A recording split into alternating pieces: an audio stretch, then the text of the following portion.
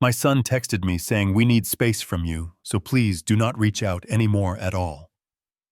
I sat there in my penthouse staring at the message for a long time. Then I saw that his wife had heart reacted to the text. That little red heart icon was the final nail in the coffin. I simply typed, "Okay." Then I logged into my banking app and blocked them along with their access to the family fortune they had been living off for a decade. The next morning, I woke up to 109 missed calls. Before I tell you how I brought my own family to their knees, let me know which city you are watching from in the comments below. Hit like and subscribe if you have ever been taken for granted by the people you sacrificed everything for. Being Richard Caldwell meant something in Chicago. It meant logistics, shipping empires, and a handshake that was worth millions. But inside my 6,000 square foot apartment on the 45th floor, it meant absolutely nothing. It was my 68th birthday.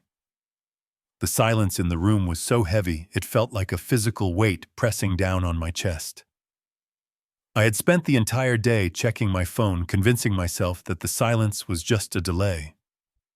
Maybe they were planning a surprise party. Maybe they were stuck in traffic.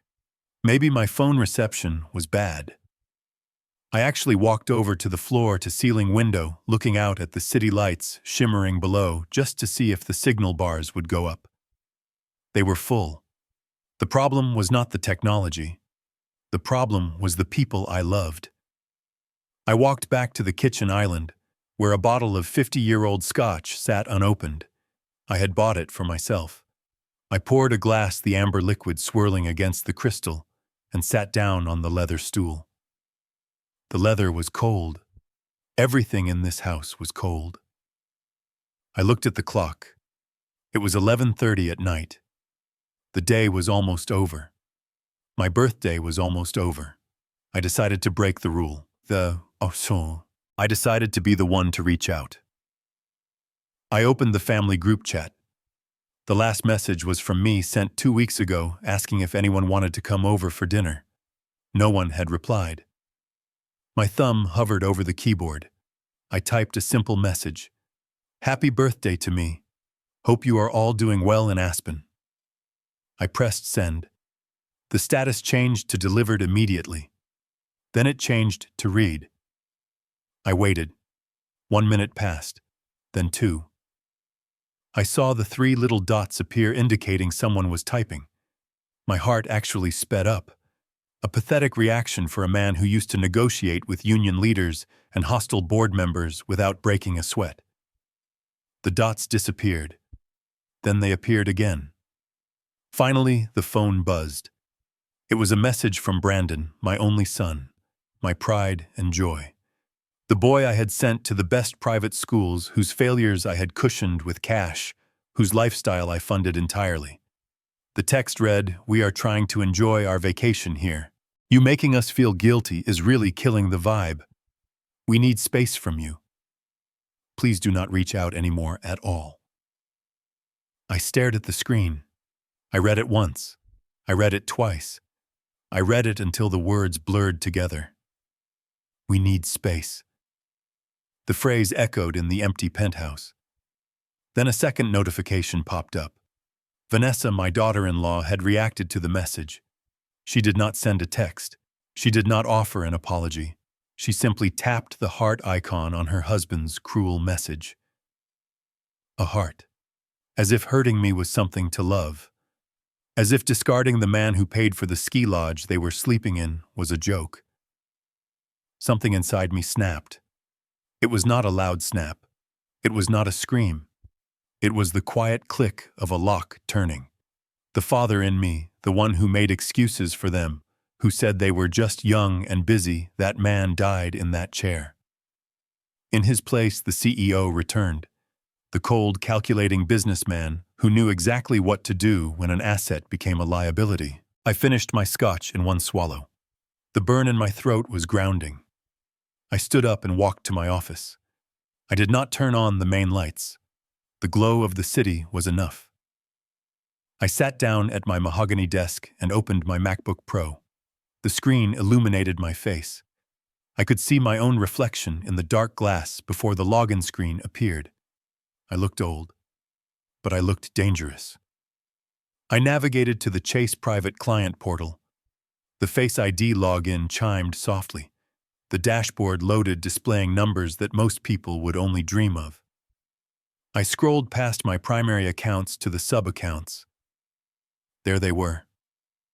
The accounts labeled Brandon Personal Vanessa Daily, and the joint account labeled Household Expenses. I clicked on the transaction history for the last month. It was a hemorrhage of money. A $4,000 dinner in Aspen last night.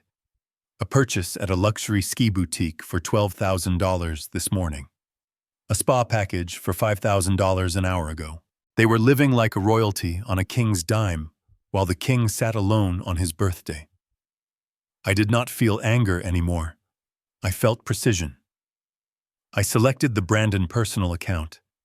I moved the cursor to the Settings tab. My finger hovered over the option that said Suspend Account. I clicked it. A pop-up asked for confirmation. Are you sure you want to suspend this account? All associated cards will be declined. I clicked Yes. The status changed from active to suspended in red letters. I did the same for Vanessa's account, then the joint account. I moved to the American Express portal next. This was the big one. The Centurion card, the black card, has no limit. It is a symbol of ultimate freedom. I had given Brandon a supplementary card 5 years ago, thinking he would use it for emergencies or business investments. Instead, he used it to buy his way into a social circle that despised him. I pulled up the card management screen. I saw a pending charge from 30 minutes ago. Champagne service at the club. $3,000. They were celebrating. They were toasting to their freedom, to the space they demanded from me. I selected the supplementary card. I chose the option Report Lost or Stolen. Then I selected Cancel Card immediately. The screen refreshed. Card canceled. But I was not done. I opened the Tesla mobile app. I had bought Brandon a Model X for his 30th birthday. The car was registered under my company's fleet for tax purposes, which meant I had administrative control. I saw the car's location. It was parked at the Resort Valet in Aspen. I tapped on the controls. I enabled valet mode. Then I set the speed limit to 10 miles per hour. Then I changed the digital key access, revoking Brandon's phone as an authorized key. The next time he tried to unlock that car, it would be nothing more than a 6-figure paperweight. Finally, I sent an email to my family office manager, ensuring she would see it first thing in the morning. The subject line was clear. Halt all scheduled transfers. The body of the email was simple. Effective immediately, stop the monthly allowance transfers to Brandon Caldwell. Cancel the health insurance policy I pay for Vanessa, and put a hold on the tuition payments for next semester until further notice. I hit send. The sound of the email swooshing away was the most satisfying sound I had heard all year. I closed the laptop. I sat there in the dark for another moment, listening to the silence. It felt different now. It was not the silence of loneliness. It was the silence of a boardroom after a hostile takeover. I had given them what they wanted. I had given them space. Total, absolute, expensive space. I went to bed, and for the first time in years, I slept like a baby. The sun hit my face at 7 a.m. Sharp. I have always been an early riser. The automated blinds rose slowly, revealing a crisp, clear Chicago morning.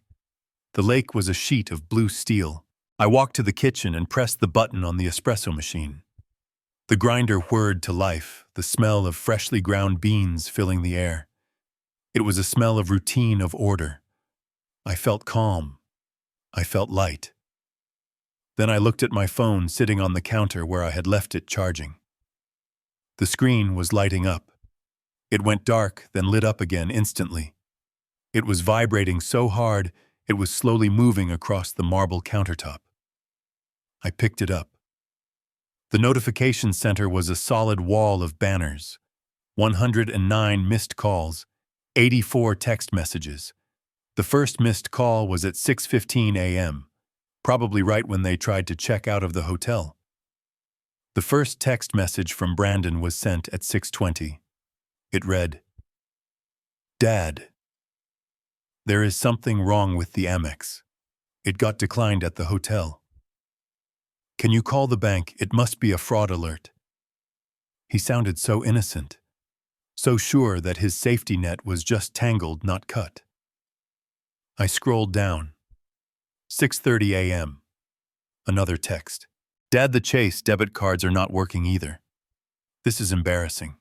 People are staring. Call me back." 7 a.m. The tone shifted.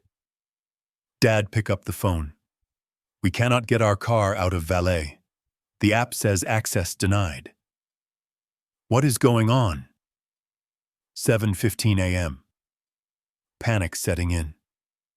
Vanessa is crying. They are threatening to call the police if we do not pay the bill. Dad, this is not funny. Pick up.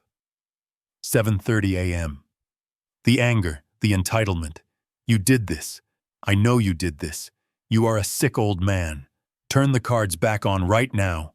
Who does this to their own family? I took a sip of my espresso. It was perfect. Rich dark with just the right amount of crema on top. I imagined the scene in the hotel lobby in Aspen. The marble floors, the judgmental looks of the staff, the pile of luggage they could not move because they could not pay the valet. Brandon sweating in his designer jacket trying to explain to a manager that he was good for it. Vanessa mascara running, realizing that her Instagram story about a luxury getaway was about to have a very ugly ending. My phone rang again in my hand. It was Brandon. I watched the name flash on the screen. My thumb hovered over the decline button, but I did not decline it. I just let it ring. I let it ring until it went to voicemail. Then I opened the messaging app. I typed a reply to his last text, the one where he called me a sick old man. I wrote, "I received your request for space. I am respecting your boundaries. Do not contact me until you have figured out how to pay for your own vacation." I hit send.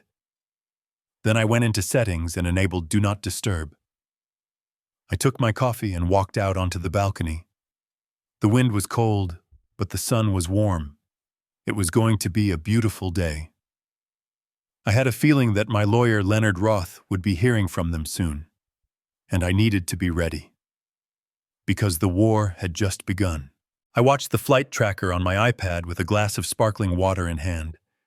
It was fascinating to see how slowly a commercial airliner moves when you are not flying private. Flight A249 from Denver to Chicago O'Hare. Economy class. I knew it was economy because I had received a notification from the pawn shop owner in Aspen, an old acquaintance of mine. He told me a young man matching Brandon's description had frantically sold a Rolex Submariner for half its value just to buy 2 last-minute tickets home. That watch was a graduation gift I gave him. Seeing him trade a $20,000 timepiece for a middle seat near the lavatory gave me a grim sense of satisfaction. It was their first lesson in the exchange rate of desperation. I did not send a car to pick them up. Usually my driver Thomas would be waiting at the gate with a sign and chilled water. Today, Thomas was polishing the Rolls-Royce in the garage, and my son and his wife were navigating the chaos of the taxi queue at O'Hare during rush hour. I imagined Vanessa standing on the curb, her limited edition Louis Vuitton luggage getting splashed by the slushy gray mud that Chicago is famous for in the winter. She would be shivering in her thin designer coat, realizing that fashion offers zero protection against the cold reality of poverty.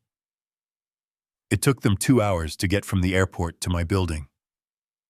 I tracked their progress via the location sharing Brandon had forgotten to turn off on his phone.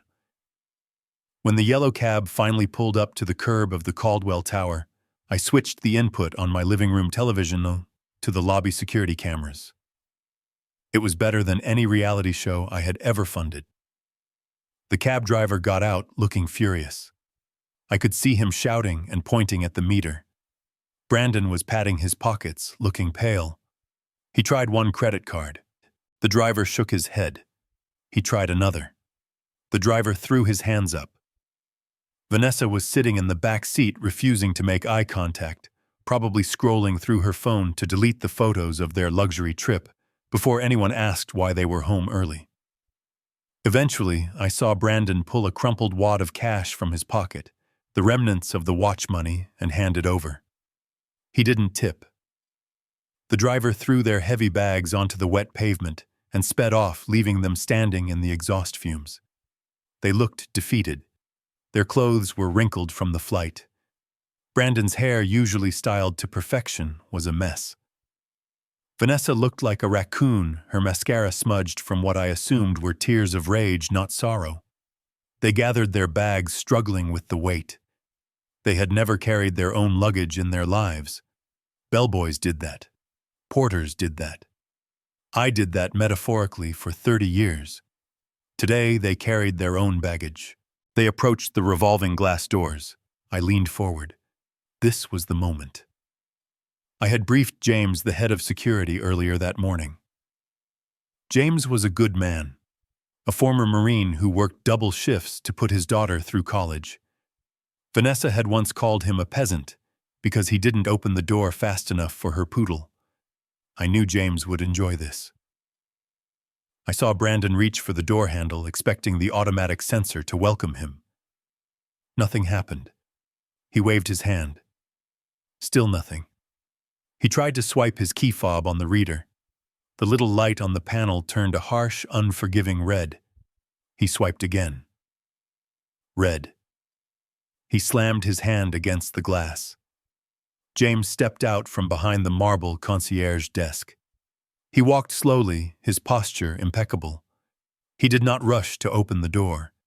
He stood on the other side of the glass, arms crossed. Brandon shouted something. I could not hear the audio through the camera, but I could read his lips. Open the door, James. Or, do you know who I am, Ma? Nodded. He knew exactly who Brandon was. He pressed the intercom button. I turned up the volume on my system to hear the exchange. Mr. Caldwell James said, his voice calm and professional.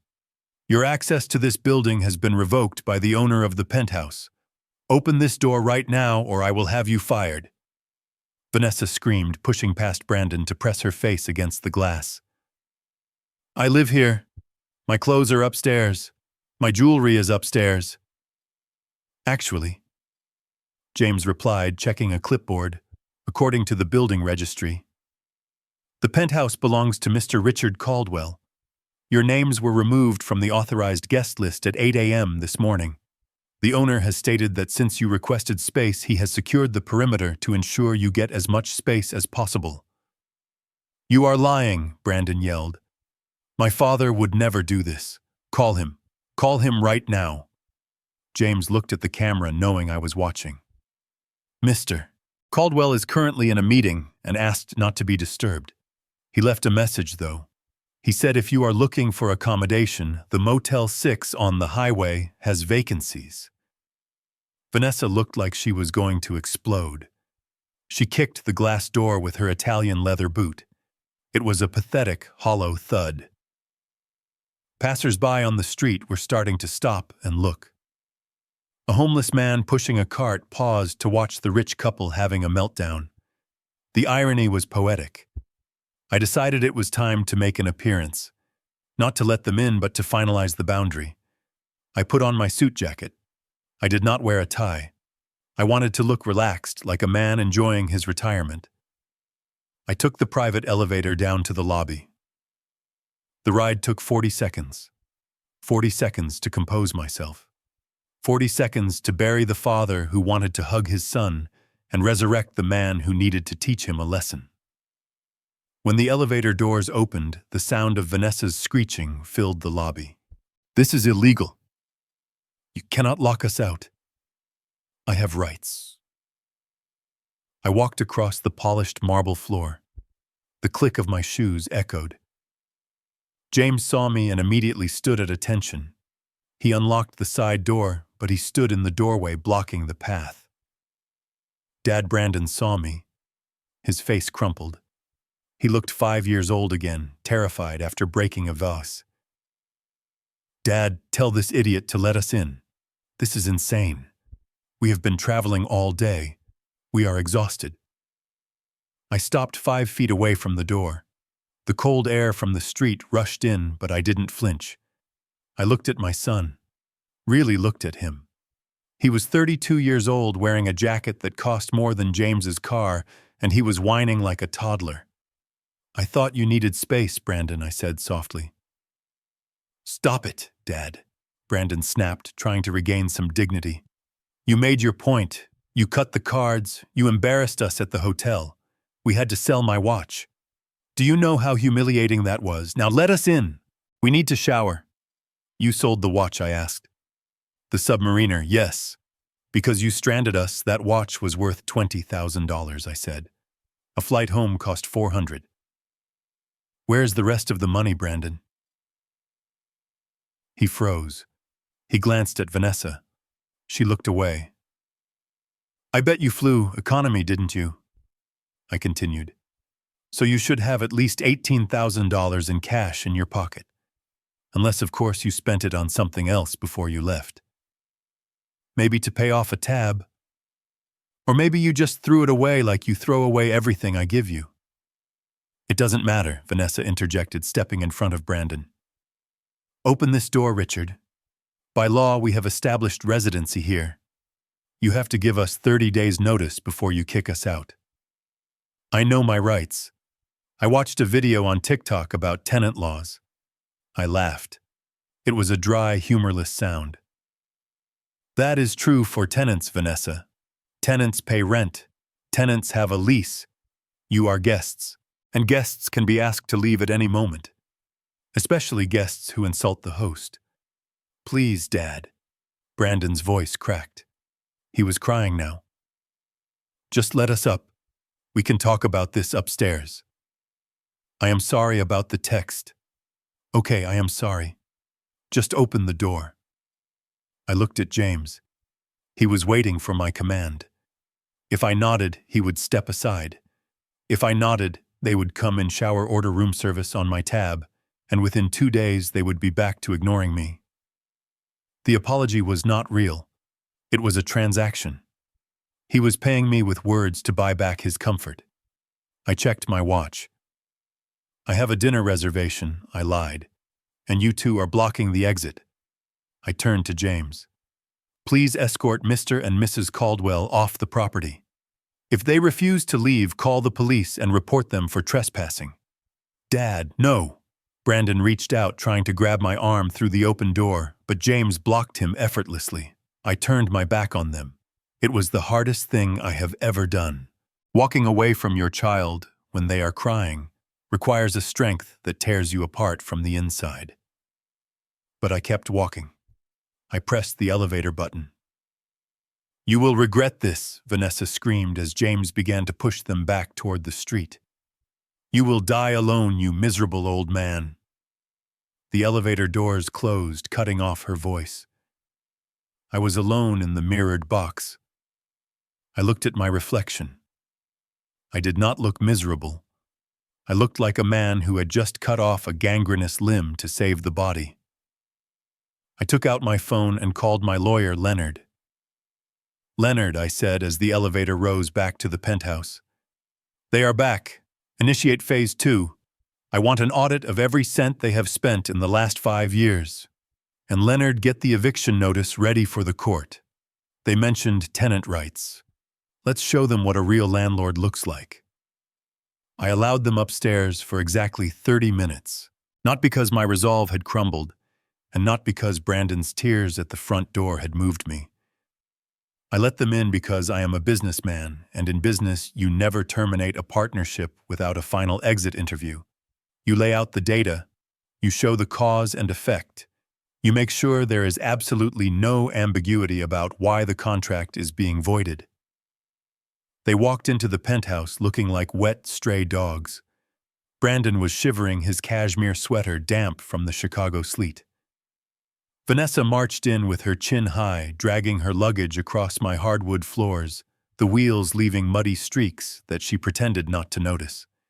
She dropped her bag in the middle of the hallway, and walked straight to the liquor cabinet, pouring herself a glass of my vodka without asking. "We need to talk about boundaries, Richard," she said, taking a sip and grimacing as the alcohol hit her throat. "You cannot just lock us out of our own lives. It is abusive. It is controlling.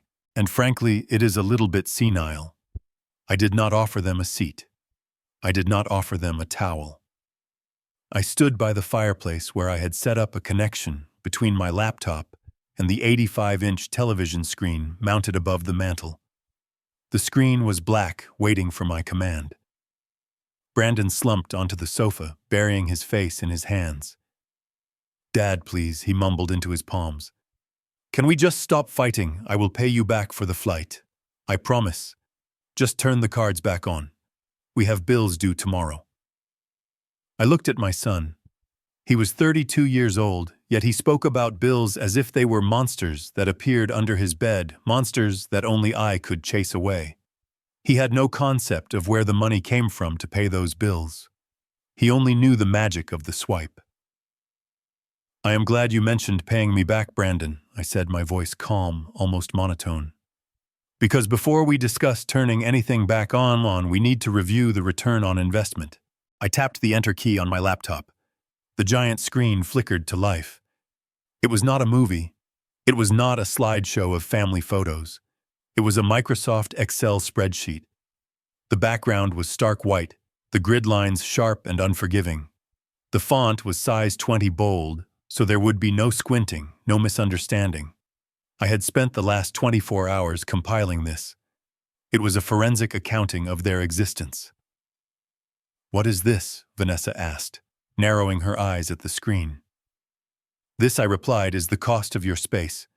This is a ledger of every single transaction made from the family trust and my personal accounts over the last 12 months. I have categorized them for your convenience." I clicked the remote. The first section highlighted in red. It was titled Apparel and Vanity. "Let's look at line item 42, I said, pointing a laser pointer at the screen.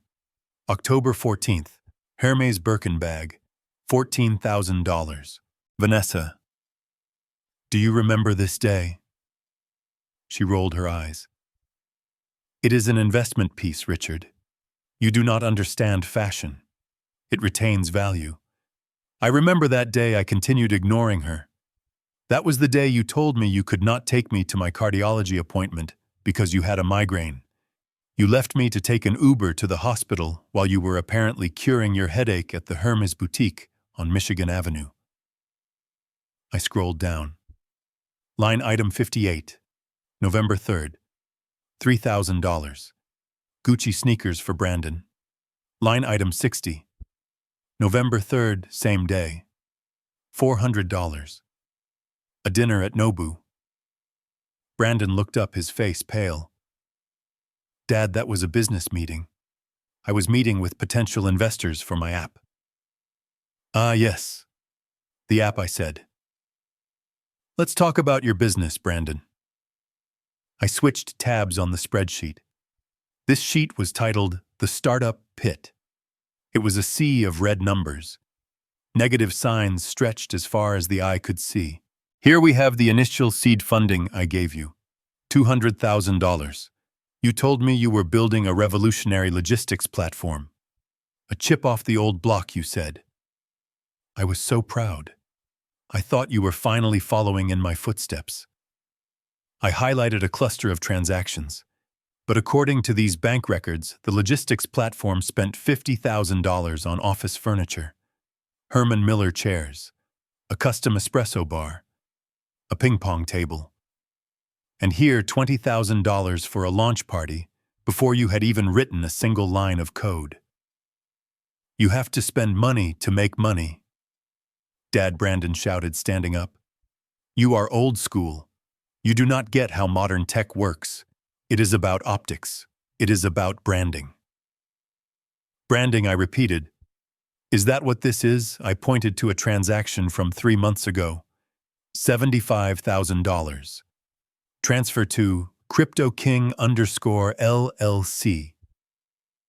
Brandon went silent. He collapsed back onto the sofa as if his strings had been cut. You told me you needed that money for server costs, I said, my voice dropping an octave. You looked me in the eye at this very table and told me the servers were overheating and you needed to migrate to a cloud cluster. But you didn't buy server space, did you, son? You bought a picture of a monkey. A digital picture of a bored monkey that is now worth less than the coffee Vanessa is drinking. It was a sure thing, Brandon whispered. The market crashed. It was not my fault.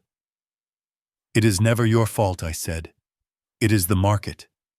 It is the economy. It is bad luck. But let's look at the biggest number on this screen.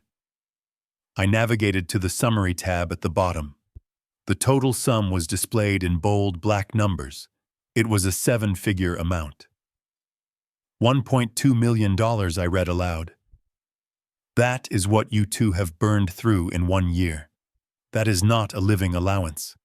That is a lottery win, and what do I have to show for it?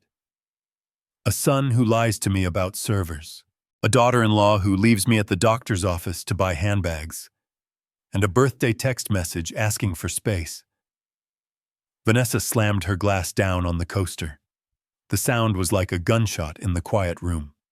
She stood up, smoothing her designer coat, her face twisted in a sneer I had never seen before. She stopped pretending to be the victim. She dropped the mask. "Oh, stop being so dramatic, Richard," she spat. "You have 10 times that amount sitting in accounts doing nothing. You act like we stole bread from a starving man. You are sitting on a mountain of gold like a dragon, and you are mad that we took a few coins." I stared at her. A few coins. She called $1 million a few coins. "We are your family," she continued, walking toward me, her finger pointing at my chest. "We are the only reason anyone talks to you. Do you think your old business partners care about you? They are dead or in Florida. We keep you relevant. We look good, so you look good. That money was not wasted. It was the price of admission to having a beautiful young family representing the Caldwell name. You should be thanking us for not putting you in a home yet." The air left the room. Brandon looked at his wife, eyes wide. Even he knew she had gone too far. "Vanessa, stop," Brandon hissed. "No, let her speak," I said. "I want to hear this. So in your mind, this money is my payment to you for what? For existing? For tolerating you?" Vanessa screamed. "Do you know how exhausting it is to listen to your boring stories about the shipping industry? Do you know how hard it is to pretend to be grateful for every little crumb you throw us? Thank you for the house, Richard. Thank you for the car, Richard. We are sick of saying thank you. We deserve that money. Brandon is your heir. It is his money anyway.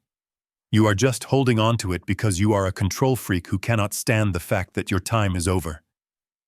She was panting now, her chest heaving. She looked wild, but in her eyes I saw the truth. She truly believed she was right. She believed that my lifetime of 60-hour work weeks, of missed holidays, of stress ulcers and sleepless nights existed solely to fund her delusions of grandeur. I looked at Brandon. He was not defending me. He was watching Vanessa, waiting to see if her gamble would pay off. He was weighing his options. If he sided with her, maybe I would crack. Maybe I would feel guilty and open the checkbook. I closed the laptop. The screen went black. The room plunged back into the dim light of the city evening. "You are right, Vanessa," I said softly. She blinked, surprised. "I am, yes. I have been using money to control you. I have been using it to force you to spend time with me, to make you call me, to make you visit. I thought that if I provided enough, you would eventually love me back, or at least respect me." I walked over to the window, looking out at the city I had helped build. But I see now that was a bad investment. I poured millions into a venture that has zero return. And as any good businessman knows, when an asset becomes a liability, you liquidate it. I turned back to face them. "You mentioned that Brandon is my heir," I said. That is technically true. He is my biological son. But inheritance is not a right, Vanessa. It is a gift, and gifts can be returned. I pulled a folded document from my inside jacket pocket. It was not the eviction notice. Not yet. It was a printout of the amendment I had sent to Leonard earlier that day. This is a draft of the new structure for the Caldwell Family Trust, I said. As of this morning, the beneficiary clauses have been suspended, pending a full psychological and financial competency evaluation of all potential heirs. What does that mean? Brandon asked, his voice trembling. It means, I said, leaning in close, that until you can prove you can generate $1 single of your own, you will not see another penny of mine. The gravy train has not just stopped, Brandon. It has derailed. It has exploded. And you are standing in the wreckage. Vanessa laughed, a nervous, high-pitched sound. You are bluffing. You would never cut off Tyler. Your precious grandson, you are going to let him starve. I smiled. It was a cold smile. Tyler is the only reason you are not in handcuffs right now for credit card fraud, I said. Tyler's tuition is paid directly to the school. His nanny is paid directly by my office. His food will be delivered by a service I control. You two will not touch a cent intended for him. If you try to use him as leverage, if you try to keep him from me, I will burn your entire world to the ground, with legal fees so high you will be paying them off in your next life. I walked to the door and opened it wide. The 30 minutes are up, I said. Get out. But where do we go? Brandon cried, standing up, but not moving toward the door. We have no cash. You blocked the cards. We cannot even get a hotel. I looked at the Excel spreadsheet one last time, burned into my mind. I suggest you return the Gucci sneakers, Brandon. They should fetch enough for a night at the Motel 6. And Vanessa, that Hermes bag. If it truly retains its value, as you said, you should have no problem selling it to buy some groceries. I pointed to the hallway. Out, now. Before I call the police and show them the transaction history for the crypto transfer. I think the IRS would be very interested in hearing about your business expenses. They scrambled. For the first time in their lives, they moved with urgency. They grabbed their bags and ran out of the apartment as if the floor was on fire. I watched them go. I watched the elevator doors close on their terrified, angry faces. I turned back to the living room. It smelled of her expensive perfume and his fear. I walked to the table and picked up the glass of vodka Vanessa had poured. I walked to the sink and poured it down the drain. Then I sat back down at my laptop. I had one more email to send. It was time to contact the real estate agent. It was time to sell the house they had just been kicked out of. The spreadsheet was closed, but the reckoning was just beginning. Vanessa did not run. She did not cry. My suggestion that she sell her Hermes bag to buy groceries seemed to short-circuit something inside her. She stood frozen in the middle of the hallway, her hand clutching the strap of that $14,000 bag so tightly her knuckles turned white. For a moment, the only sound in the penthouse was the hum of the refrigerator and the wind howling against the glass 45 stories up. Then she started to laugh. It was not a happy laugh. It was a dry, jagged sound that made the hair on the back of my arms stand up. She turned around slowly, her heels clicking on the hardwood with deliberate, aggressive force. She walked back into the living room, right up to where I was sitting. "You think this is funny, Richard?" she said, her voice dangerously low. "You think treating us like employees you can fire is a lesson. But you are forgetting one very important thing. Employees have rights, and family members have even more." I looked at Brandon. He was still sitting on the edge of the sofa, looking at the floor, unable to meet my gaze. "Brandon," I said, "control your wife. We are done here." Brandon did not move. Vanessa stepped between us, blocking my view of my son. She looked at me with eyes that were no longer the eyes of a daughter-in-law. They were the eyes of a predator looking at wounded prey. "He cannot control me, Richard," she spat. And you cannot control us anymore either. You think you are so smart with your spreadsheets and your blocked cards. You think you are the powerful CEO teaching the peasants a lesson. But look at you. You are just a sad, lonely old man sitting in a glass tower waiting to die. I remained calm. I took a sip of my water. I have heard worse things in boardrooms from men much scarier than a former catalog model. Is that all, Vanessa? I asked. Because my dinner reservation is still fictional, but my patience is very real and it is running out. No, that is not all, she screamed, her voice suddenly spiking, echoing off the high ceilings.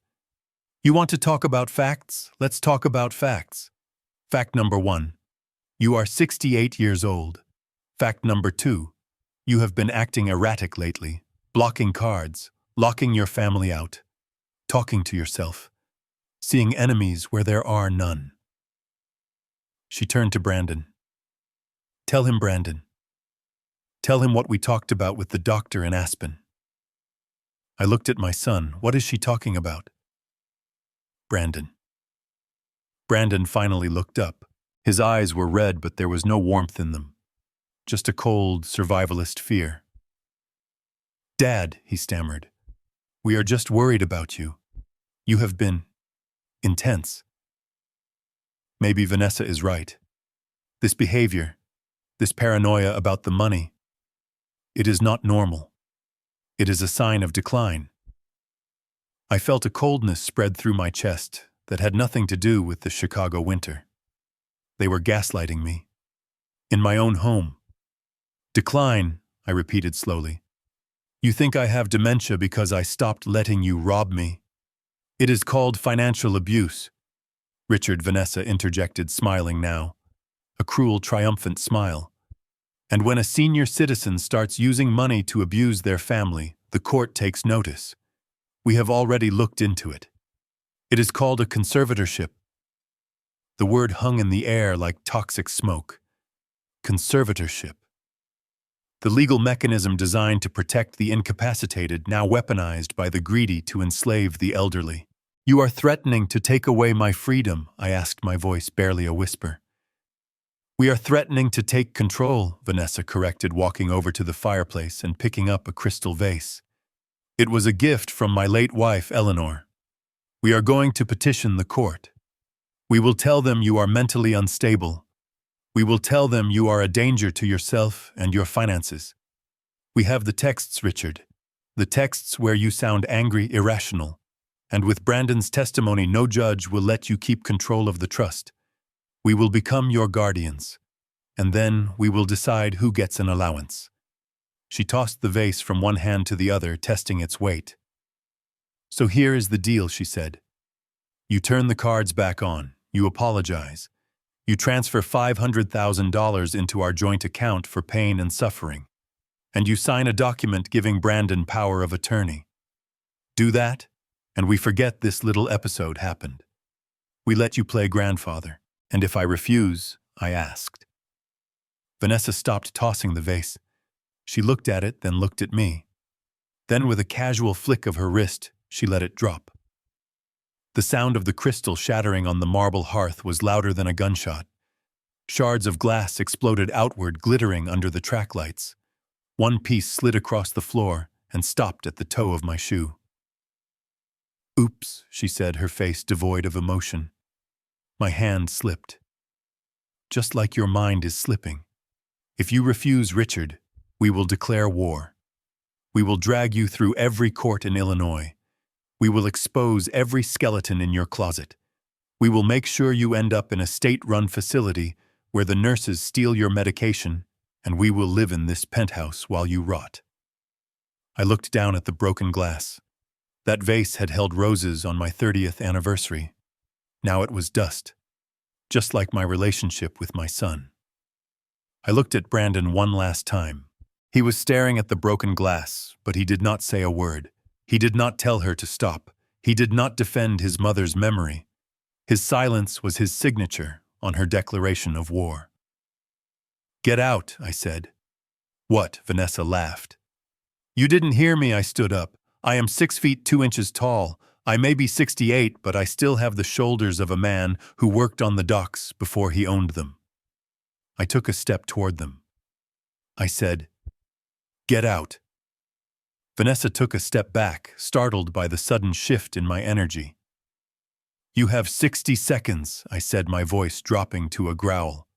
"If you are not on the other side of that door in 1 minute, I am calling James. And I am not telling him to escort you out. I am telling him there are intruders in my home who have destroyed property and threatened my life. In Illinois, that gives me the right to use necessary force. Do not test me." Brandon jumped up. "Vanessa, let's go." "He is crazy. He might do it. He is bluffing," Vanessa shrieked, though she was backing away toward the foyer. 50 seconds, I counted. "You will regret this," Vanessa screamed, grabbing her bag. "You will never see Tyler again. I will poison him against you. I will tell him you hate him." 40 seconds. They scrambled into the hallway. Brandon tried to grab the handle of his suitcase, but his hands were shaking so bad he dropped it. "Leave it," Vanessa yelled at him. "We are leaving." They ran for the elevator. Vanessa jammed her finger against the call button, repeatedly staring at me with pure hatred. I stood in the doorway of my living room watching them. The elevator doors finally slid open. They practically fell inside. "This is not over, Richard!" Vanessa screamed as the doors began to close. "You just signed your own death warrant." The doors shut. The silence returned. But it was different this time. It was not empty. It was heavy with the debris of a nuclear explosion. I walked over to the fireplace. I knelt down and picked up a large shard of the crystal vase. It cut into my thumb, a small drop of blood welling up. I needed that pain. It told me I was still alive. It told me I was still fighting. I stood up and walked to my desk. I did not look at the view. I did not pour another drink. I picked up my phone and dialed a number I had memorized 20 years ago. It rang twice. Caldwell. The voice on the other end was raspy sharp. It was Leonard Roth. He was probably at a steakhouse or perhaps still in his office. Leonard never really slept. "Leonard," I said, "I need you to file a motion first thing in the morning." "What kind of motion?" Leonard asked. He sounded interested. He could smell blood in the water. Everything I said. Restraining orders. Eviction notices for the tenants in the properties I own. And Leonard, prepare a defense against a guardianship petition. They are going to try to say I am incompetent. They threatened to take control of the trust. There was a pause on the other end. Then a low, dark chuckle. "They threatened the king in his own castle?" Leonard asked. "Yes," I replied. "They broke Eleanor's vase, Leonard, and they threatened to take Tyler away." The line went quiet for a second. When Leonard spoke again, his voice was no longer casual. It was the voice of a man unholstering a weapon. "I will have the papers ready by 8 a.m., Richard. By noon, they won't just be homeless. They will be uninsurable. Do you want me to go for the jugular? No." "Leonard," I said, looking at the drop of blood on my thumb, "I want you to go for the soul. I want them to wish they had never met me." "Consider it done," Leonard said. "Get some sleep, Richard. Tomorrow we hunt." I hung up the phone. I looked at the spot where the vase used to be. I would not clean it up tonight. I would leave the shards there. A reminder. A memorial. The Richard Caldwell who forgave was dead. The Richard Caldwell who conquered was back, and he had work to do. The process server arrived at 8:45 in the morning. He did not look like a villain. He looked like a retired postman, wearing a windbreaker that was slightly too large for him and holding a thick manila envelope with a bored expression. When I opened the door, he verified my identity with the indifference of a man who destroys lives for $15 an hour. He handed me the envelope, mumbled, "Have a nice day," and walked away before I could even glance at the return address. I stood in the foyer of my penthouse, the heavy paper weighing down my hand. I knew what it was before I opened it. I had served papers like this to business rivals, to negligent contractors, to people who tried to cheat me. I recognized the weight of a lawsuit, but I never expected to see my own name on the receiving end, typed in bold capital letters above the seal of the Cook County Circuit Court. I walked into the kitchen and placed the envelope on the marble island. I used a silver letter opener to slit the top. My hands did not shake. The adrenaline from last night had calcified into a cold, hard resolve. I pulled out the stack of documents. The first page was a petition for emergency temporary guardianship. I read the words, but my brain refused to process them at first. Petitioner Brandon Caldwell. Respondent Richard Caldwell. Alleged incapacitated person. I felt a physical blow to my chest, as if my son had walked into the room and punched me. Incapacitated. The legal term for someone who can no longer think, act, or care for themselves. I turned the page to the affidavit. It was signed by Vanessa, but the words were clearly crafted by a lawyer who knew exactly which buttons to push. The affidavit claimed that I was suffering from sudden onset dementia. It cited my erratic behavior in cutting off financial support as a symptom of paranoia. It twisted my anger from last night into a medical diagnosis. It claimed I had become violent, breaking furniture and threatening the safety of my family. The broken vase. They had used the broken vase. I read paragraph 14. It was the knife in the back. It stated that due to my mental decline, I was at high risk of dissipating the family estate, and therefore an immediate freeze on all assets was necessary to protect the future of the heir. They were not just trying to take the money. They were trying to erase me. They were asking the court to declare me legally dead while I was still breathing, to strip me of my rights, my voice, and my dignity, all so they could keep buying handbags and playing pretend millionaire. I needed to call Leonard. I reached for my phone, but then I stopped. A strange thought occurred to me. A practical thought. I had a prescription waiting at the pharmacy downstairs. It was for my blood pressure, a condition that was surely spiking right now. I needed to pick it up. I needed to do something normal, something routine to prove to myself that I was not the invalid described in these papers. I took my wallet and the elevator down to the lobby. The concierge James nodded at me, but his eyes darted away quickly. Did he know? Had the poison already spread? I walked into the pharmacy attached to the building. The pharmacist, a woman I had known for 10 years, smiled warmly. She had my bag ready. I handed her my credit card, the same black Centurion card that I had used to buy cars to fund charities to pay for Brandon's wedding. She swiped it. A moment of silence. She frowned and swiped it again. She typed something into her register and looked up at me, her smile faltering. "Mr. Caldwell," she said softly, "the machine is giving me an error code. It says pickup card." I felt the blood drain from my face. Pickup card. It is the banking code for a stolen or compromised instrument. It means the bank wants the physical card confiscated. "Try it again," I said, my voice sounding hollow in my own ears. "It must be a chip error." She tried it a third time. The machine beeped a harsh rejection tone.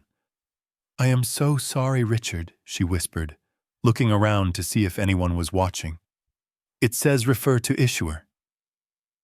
"Do you have another card?" I pulled out my debit card, my backup Visa, my corporate card. One by one, she swiped them. One by one, the machine rejected me. I stood there, a billionaire in a bespoke suit, unable to pay $40 for blood pressure medication. The line behind me was growing. A young man sighed loudly, checking his watch. I could feel the heat rising in my neck. This was not just an inconvenience. This was a public execution of my status. "I do not have any cash on me," I said, staring at the counter. "It is okay, Mr. Caldwell," the pharmacist said, her eyes full of pity. Pity. The one thing I hated more than disrespect. "Take the medicine. You can pay us later. I will put it on a tab." I took the small white bag. I did not say thank you. I could not. My throat was constricted with shame. I walked out of the pharmacy, the bag clutched in my hand like a lifeline. I walked back to the lobby, past James, past the gilded mirrors, and into the elevator. As the doors closed, the rage finally overtook the shock. I pulled out my phone and dialed the private number for my personal banker at Chase. He answered on the first ring, but his tone was not the usual cheerful greeting. "Mr. Caldwell," he said, his voice tight. "I was just about to call you." "Why are my cards declined, Stephen?" I asked, leaning against the elevator wall. "I have $7 million in liquid cash in that checking account. Why am I being treated like a criminal at a drugstore?" "Richard, please understand, this is out of our hands," Stephen stammered. "We received a court order at 9 a.m. sharp, a temporary restraining order on assets. It puts a hold on all accounts under your Social Security number, pending a competency hearing. The court has appointed a temporary guardian ad litem to review your expenditures." "Who?" I asked. "Who is reviewing my money?" "The order lists the petitioner Brandon Caldwell as the temporary conservator regarding day-to-day access," Stephen said. "He has been granted limited access to the accounts to ensure," the document says, "to ensure the maintenance of the estate and dependents." I laughed. A dark, terrifying laugh that made Stephen go silent on the other line. "So let me get this straight," I said. "My son tells a judge I am crazy, and the bank hands him the keys to the vault. Without talking to me, without a trial, it is an ex parte order," Richard Stephen explained. "It means it was granted based on an emergency affidavit without the other party present. They claimed immediate irreparable harm. We have to comply with the judge. Your access is frozen until the hearing next Tuesday. You cannot withdraw cash transfer funds or use credit." "I am so sorry." I hung up the phone. The elevator opened into my penthouse. The silence of the apartment was different now. It was not peaceful. It was a prison. I walked back to the kitchen island and looked at the papers again. I looked at Brandon's signature. It was shaky. He was weak. He could never have done this alone. This had Vanessa's fingerprints all over it. The audacity of it was breathtaking. They used the system I believed in, the law and order I respected, to stage a coup. I went to my safe in the master bedroom closet. I spun the dial left, right, left. The heavy door clicked open. Inside, stacked neatly, were bands of $100 bills. Emergency cash. I counted it. $50,000. It was enough to survive. Enough to pay Leonard. Enough to fight. They thought they had cut off my oxygen. They thought that by freezing the digital numbers they could freeze the man. But they forgot that I was making deals with cash in briefcases before they were born. I sat down on the floor of the closet, holding the stacks of money. I felt a tear run down my cheek. It was not for the frozen accounts. It was not for the humiliation at the pharmacy. It was for the little boy I used to carry on my shoulders at the zoo. The boy who used to cry when he scraped his knee. I realized then that my son was dead. The Brandon I loved had died the moment he signed that paper. The man who existed now was a stranger, an enemy combatant. I wiped the tear away. I stood up. I put the money in a briefcase. Then I went to the bathroom and splashed cold water on my face. I looked in the mirror.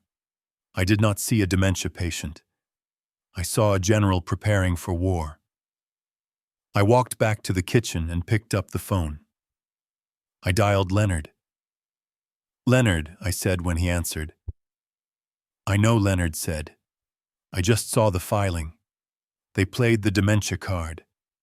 It is the nuclear option, Richard. They froze everything, Leonard," I said. "I couldn't buy my heart pills." "I will have the freeze lifted," Leonard said, his voice sharp as a razor. "But we have to play this carefully. If you react with anger, you prove their point. If you yell, you prove their point. You have to be ice, Richard. Absolute ice." "I am not angry, Leonard." I lied. The anger had burned itself out into something much colder. I am just disappointed. We have the hearing on Tuesday, Leonard continued. They will bring doctors. They will bring experts. They are going to try to paint you as King Lear giving away your kingdom and losing your mind. Let them try, I said. Leonard, I want you to hire a private investigator. I want to know who the judge is, I want to know who their lawyer is, and I want you to find the surveillance footage from the building lobby from last night. The footage, Leonard asked. Yes, I said. The affidavit says I was violent. The footage will show I was calm. It will show them attacking the door. It will show them screaming, smart Leonard said. That is the Richard I know. And Leonard, I added. Yes.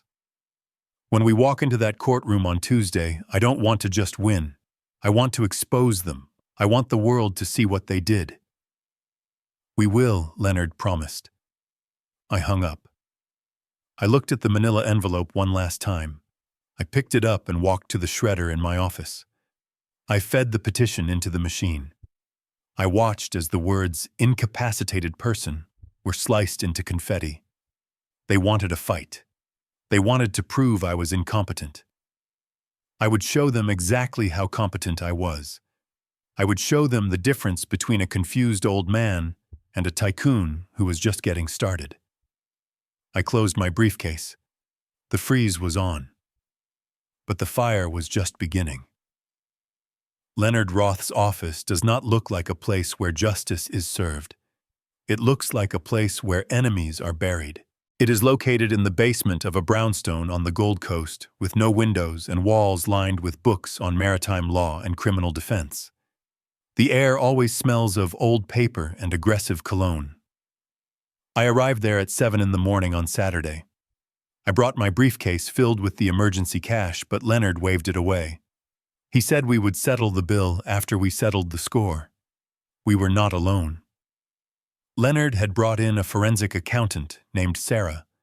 She was a small woman with thick glasses and a laptop that looked like it could launch a missile. We sat around a heavy oak table that was covered in boxes of financial records. Leonard had pulled strings. He had used his connections to get the raw data from the banks before the official freeze locked us out completely. He called it a discovery preemptive strike. I called it an autopsy of my son's life. We started with the credit cards. Sarah projected the spreadsheet onto the wall. It was a kaleidoscope of waste. We went line by line. We saw the dinners. We saw the clothes. We saw the vacations. But Leonard was not interested in the luxury. He was looking for patterns. He was looking for the anomalies that a judge would call dissipation of assets. Focus on the cash withdrawals. Leonard said, leaning back in his chair and lighting a cigar even though it was against building code. Look for round numbers. Look for repetition. Sarah typed furiously. Her fingers moved like spiders across the keyboard. Here, she said, pointing to the screen. Look at this pattern on the joint checking account. Every Friday for the last 2 years, a transfer of $4,500. Then another one on Monday for varying amounts. 6,000, 2,000, sometimes 10,000. I leaned forward, squinting at the projection. The payee was listed as SSS Consulting Group. I looked at Leonard. Do we know a consulting group with those initials? I asked. Brandon told me he hired consultants for his startup.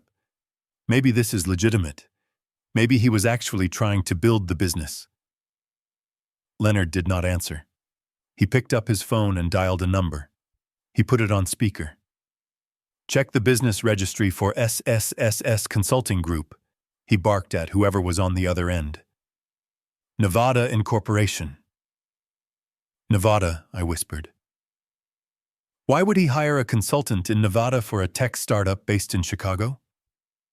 Sarah continued to dig. She cross-referenced the dates of the transfers with Brandon's calendar, which we had accessed through the family cloud account. Mr. Caldwell, Sarah said, her voice hesitant. On the dates of these large transfers, Brandon's calendar is marked as business trip, West Coast. But looking at the flight logs from his frequent flyer account, he never flew to San Francisco or Silicon Valley. He flew to Las Vegas, every single time. My stomach turned. I felt the bile rise in my throat. Las Vegas. Leonard's phone beeped. He looked at the text message. Just as I thought, Leonard said, blowing a cloud of smoke toward the ceiling. SSS Consulting stands for Silver State Solutions. It is a shell company. It has no employees, no office, just a P.O. box in a strip mall in North Las Vegas. What does that mean? I asked, though. Deep down, I already knew. It means your son is not investing in technology, Richard Leonard said, his voice dropping to that low, dangerous register. He is washing money. Sarah kept typing. She pulled up a database I had never seen before. It looked like a credit check, but deeper. I am running a background check on the registered agent of Silver State Solutions, she said. His name is Dominic Vanzetti. Leonard let out a dry laugh. Vanzetti. I know him. He is not a consultant. He is a bookie, a high-end loan shark who caters to rich kids who want to play poker with the big boys but don't have the skill or the stomach for it. The room spun. I gripped the edge of the oak table to steady myself. My son.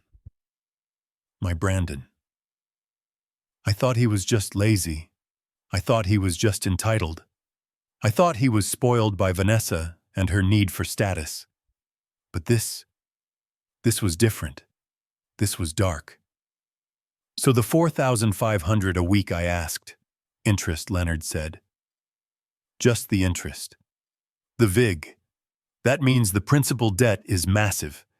If he is paying $5,000 a week just to keep the sharks away, he must owe them $500,000, maybe more. I looked at the screen again. The numbers blurred. I saw the transfers, week after week, month after month. Money that I had earned, money that I had transferred to him, thinking it was for mortgage payments or school fees. He had taken my sweat, my labor, and he had fed it into a slot machine or thrown it onto a felt table in a windowless room in Vegas.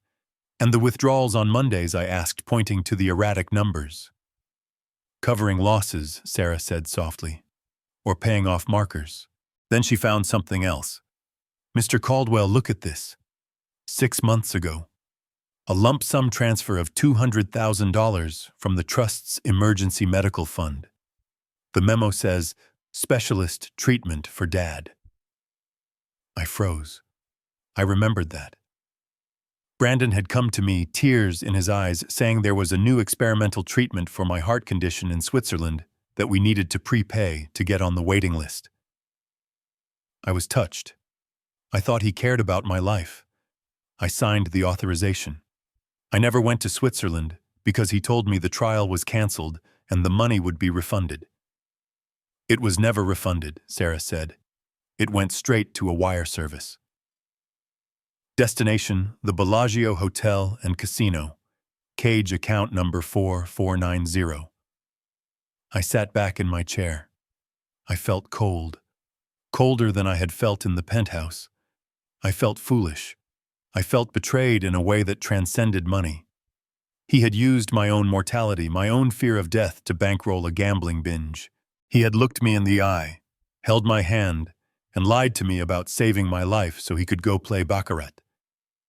This is not just incompetence, Leonard said, breaking the silence. This is fraud. This is elder abuse. And more importantly for our case on Tuesday, this proves he is not fit to be a guardian. A man with a gambling addiction cannot be trusted with a checkbook, let alone a multi-million-dollar estate. But Richard Leonard continued, leaning forward. You realize what this means, right? I nodded slowly. It means he is desperate. It means he is compromised, Leonard corrected. A man who owes $500,000 to guys like Vanzetti is a dangerous man. He is not just trying to take control of your money because Vanessa wants a new bag. He needs access to the liquid cash to save his legs, or his life. That is why he filed the emergency petition, I realized aloud. He ran out of sources, I cut him off. The credit cards were his lifeline. When I blocked them, the sharks came calling. He needs the conservatorship so he can drain the accounts legally to pay them off. Exactly, Leonard said. He is cornered, and a cornered rat bites. I closed my eyes. I saw Brandon's face. Not the 32-year-old man who yelled at me, but the teenager who used to hide his report card when he got a C. I had always bailed him out. I had always fixed it. If he broke a window, I paid for it. If he crashed a car, I bought a new one.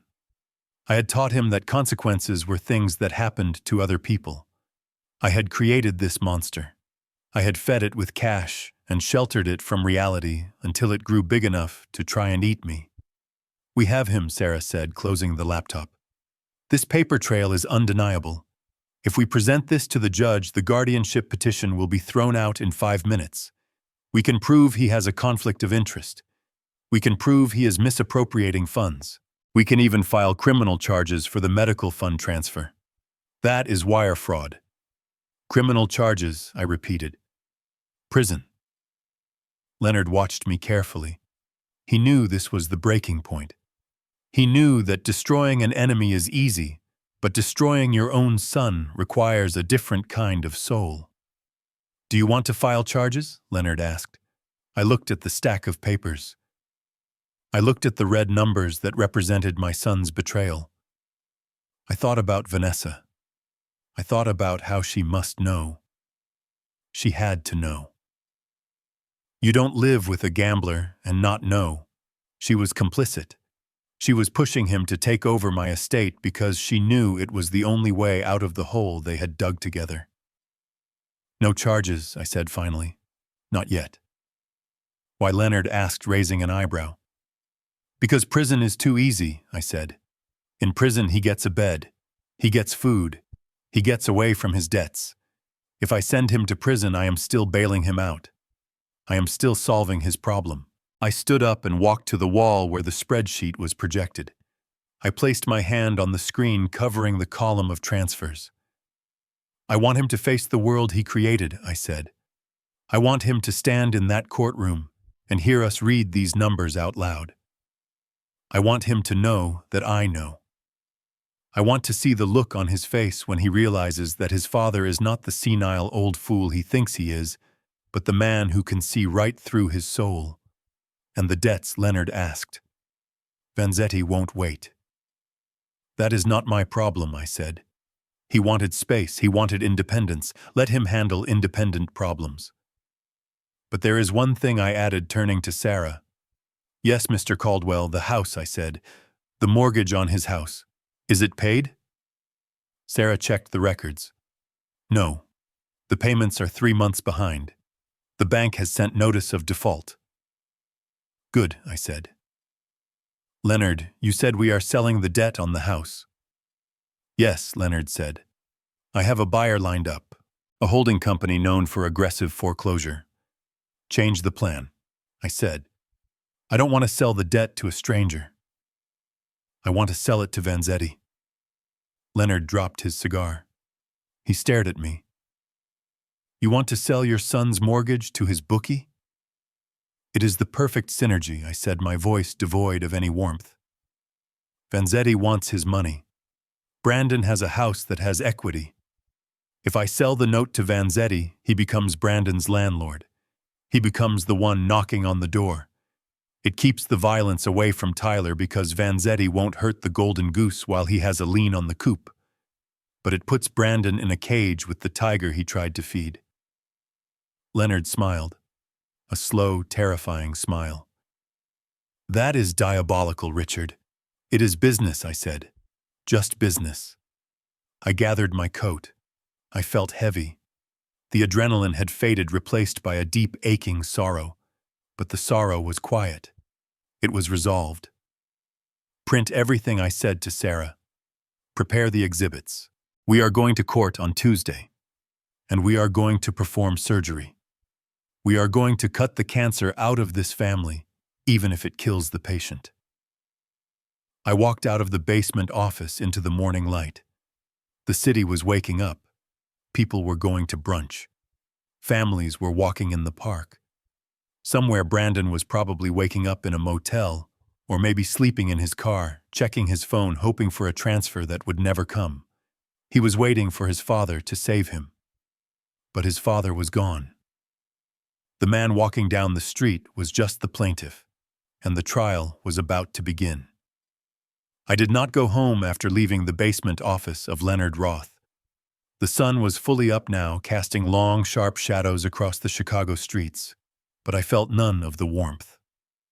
The coldness from the forensic audit was still sitting in my marrow. I got into my car and told my driver to head north toward the suburbs. I did not tell him the specific address, but he knew. He had driven this route 1,000 times. We were going to St. Jude's Academy. It was a Saturday, but Tyler had soccer practice. I knew his schedule better than his parents did. I knew that on Saturdays the practice ran from 9 until 11. I knew that Brandon usually dropped him off late and Vanessa picked him up early, complaining about the drive the entire time. Today I did not want to say hello. I did not want to be the grandfather cheering from the sidelines. Today I was doing reconnaissance. We parked across the street from the playing fields. The engine purred silently, the heater fighting against the chill of the morning. Through the tinted glass of the rear window, I watched the children running in their bright orange jerseys. It was a scene of perfect innocence. The grass was manicured. The parents stood in clusters holding thermoses of coffee, discussing ski trips and board meetings. It was a fortress of privilege, a place where bad things were not supposed to happen. I scanned the crowd for Brandon or Vanessa. They were not there. Typical. They had probably dropped him off and gone to get brunch, leaving him to be watched by the coaches. My eyes found Tyler. He was playing defense, kicking at the dirt, looking smaller than I remembered. He looked lonely. My heart ached for him. He was the only innocent party in this war, and he was the one with the most to lose. Then I saw it. It was subtle. If I had not spent 40 years anticipating strikes from labor unions and competitors, I might have missed it. A gray sedan pulled up to the curb on the far side of the field near the goalpost where Tyler was standing. It was an older model, nondescript, with a dent in the rear bumper. It was the kind of car that disappears in traffic, the kind of car that does not belong parked next to a line of Range Rovers and Porsches. The window rolled down. A man was sitting in the driver's seat. He was wearing sunglasses, even though the angle of the sun did not require them. He was watching the game. No, he was not watching the game. He was watching Tyler. I felt a surge of adrenaline so potent it made my hands shake. I reached for the door handle. I was ready to run across that field, 68 years old or not, and tear that man out of the car. But I stopped. I forced my hand to release the latch. I could not cause a scene. If I ran out there, I would alert the man that he had been made. I would alert the school. And worse, I would alert Brandon that I was watching. I needed to see what happened next. The man lit a cigarette. He let the smoke drift out the window. He checked his watch. Then he held up a phone and took a picture. I stopped breathing. He was photographing my grandson. Tyler turned around. He saw the car. He hesitated. The man in the car waved. A small, friendly wave. Tyler, being a polite boy raised to trust adults, gave a hesitant wave back. The man smiled. I could see the flash of teeth from 50 yards away. Then he put the car in gear and drove away, slowly disappearing into the suburban traffic. It was a message. It was a marker. Vanzetti, or whoever his people were, was establishing proximity. They were telling Brandon that they knew where the weak point was. They knew that a man who owes $500,000 might run, but a father won't run without his son. They were marking the collateral. "Drive," I said to my driver. My voice was a croak. "Where to, sir?" "Follow that gray sedan for 2 blocks, then pull over," I commanded. We watched the gray car turn onto the highway. I memorized the license plate. I did not need to follow him to know where he was going. He was going back to report that the target was acquired. I pulled out my phone. My hands were steady now. The fear had transformed into a cold, lethal rage. I dialed a number I had not used in years. It belonged to a man named Garrett. Garrett ran a private security firm that specialized in executive protection. He was expensive. He was invisible. And he was loyal only to the check signer. Richard Garrett answered on the first ring. It has been a while. I need a detail, Garrett. Level 5. Immediate deployment. Who is the principal? Garrett asked, his tone shifting instantly to business. My grandson, Tyler Caldwell, 8 years old, St. Jude's Academy. Threat assessment high, I said. Organized crime, debt collection. They have established visual contact at his school. I need eyes on him 24/7. I want a shadow detail. Nobody sees you. Not the teachers, not the parents, and especially not his father. Understood, Garrett said. I can have a team on the ground in 30 minutes. 2 operators, 1 static, 1 mobile. We will track him from the school to his home. Do it, I said. And Garrett? Yes. If anyone approaches him, if that gray sedan comes back, I do not want you to call the police. I want you to intercept. We will neutralize the threat, Richard. Do not worry. I hung up. I sat back in the leather seat, closing my eyes.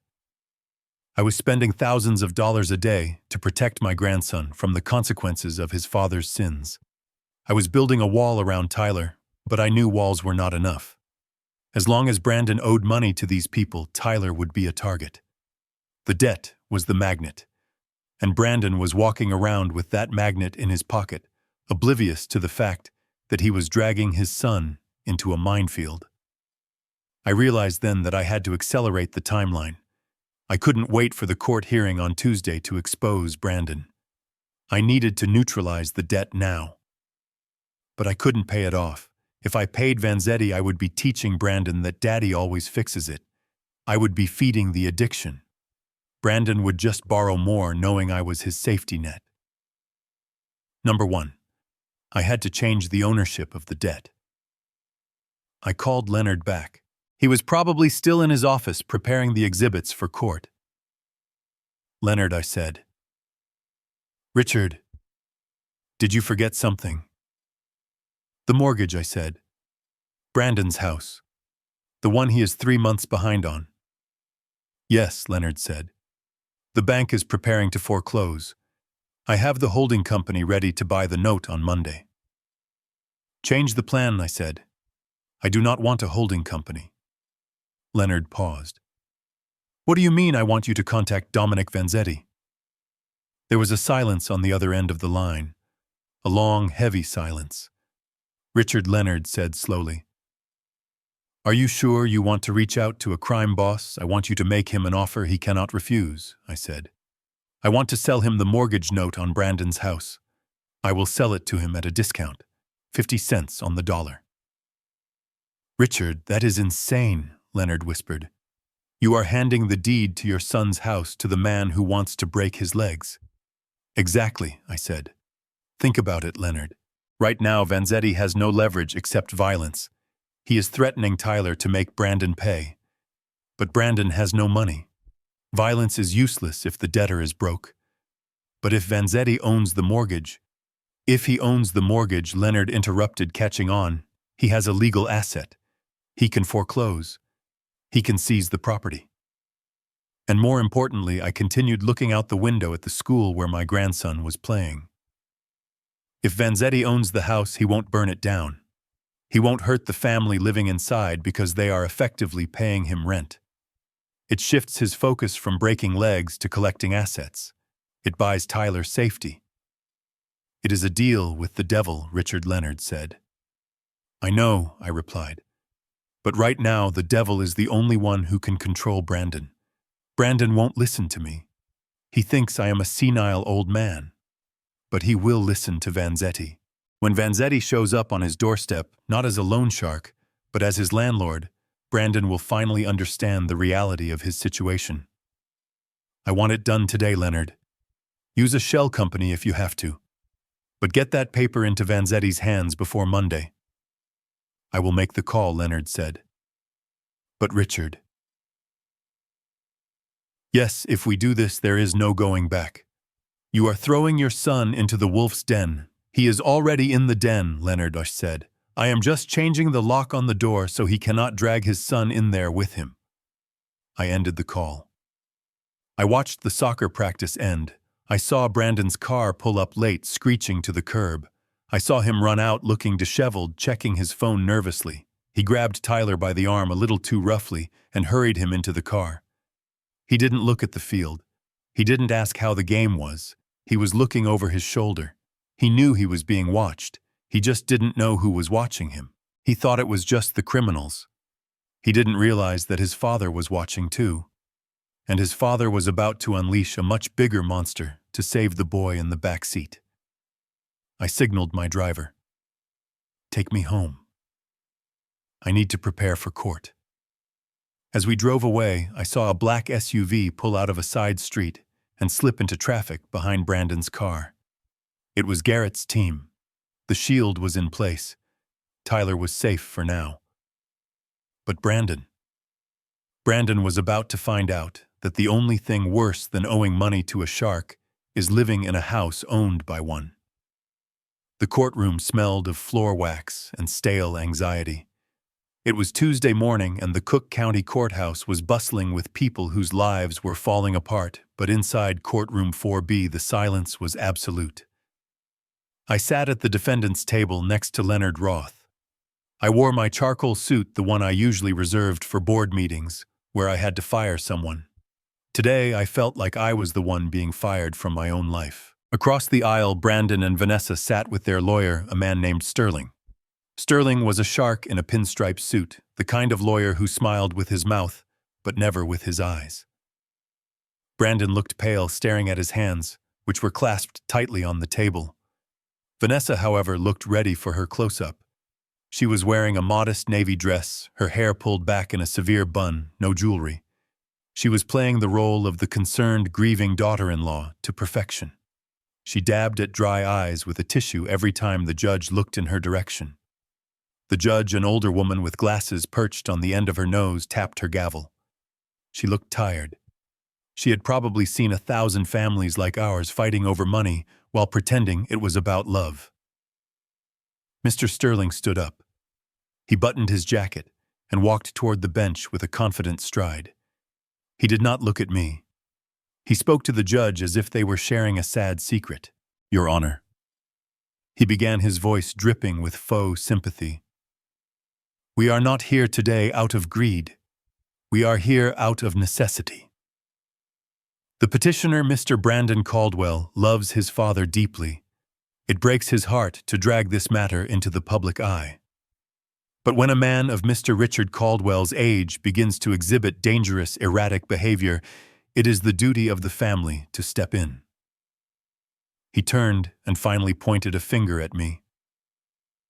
This is a man who overnight cut off all financial support to his only child and his 8-year-old grandson. He locked them out of their home in the middle of winter.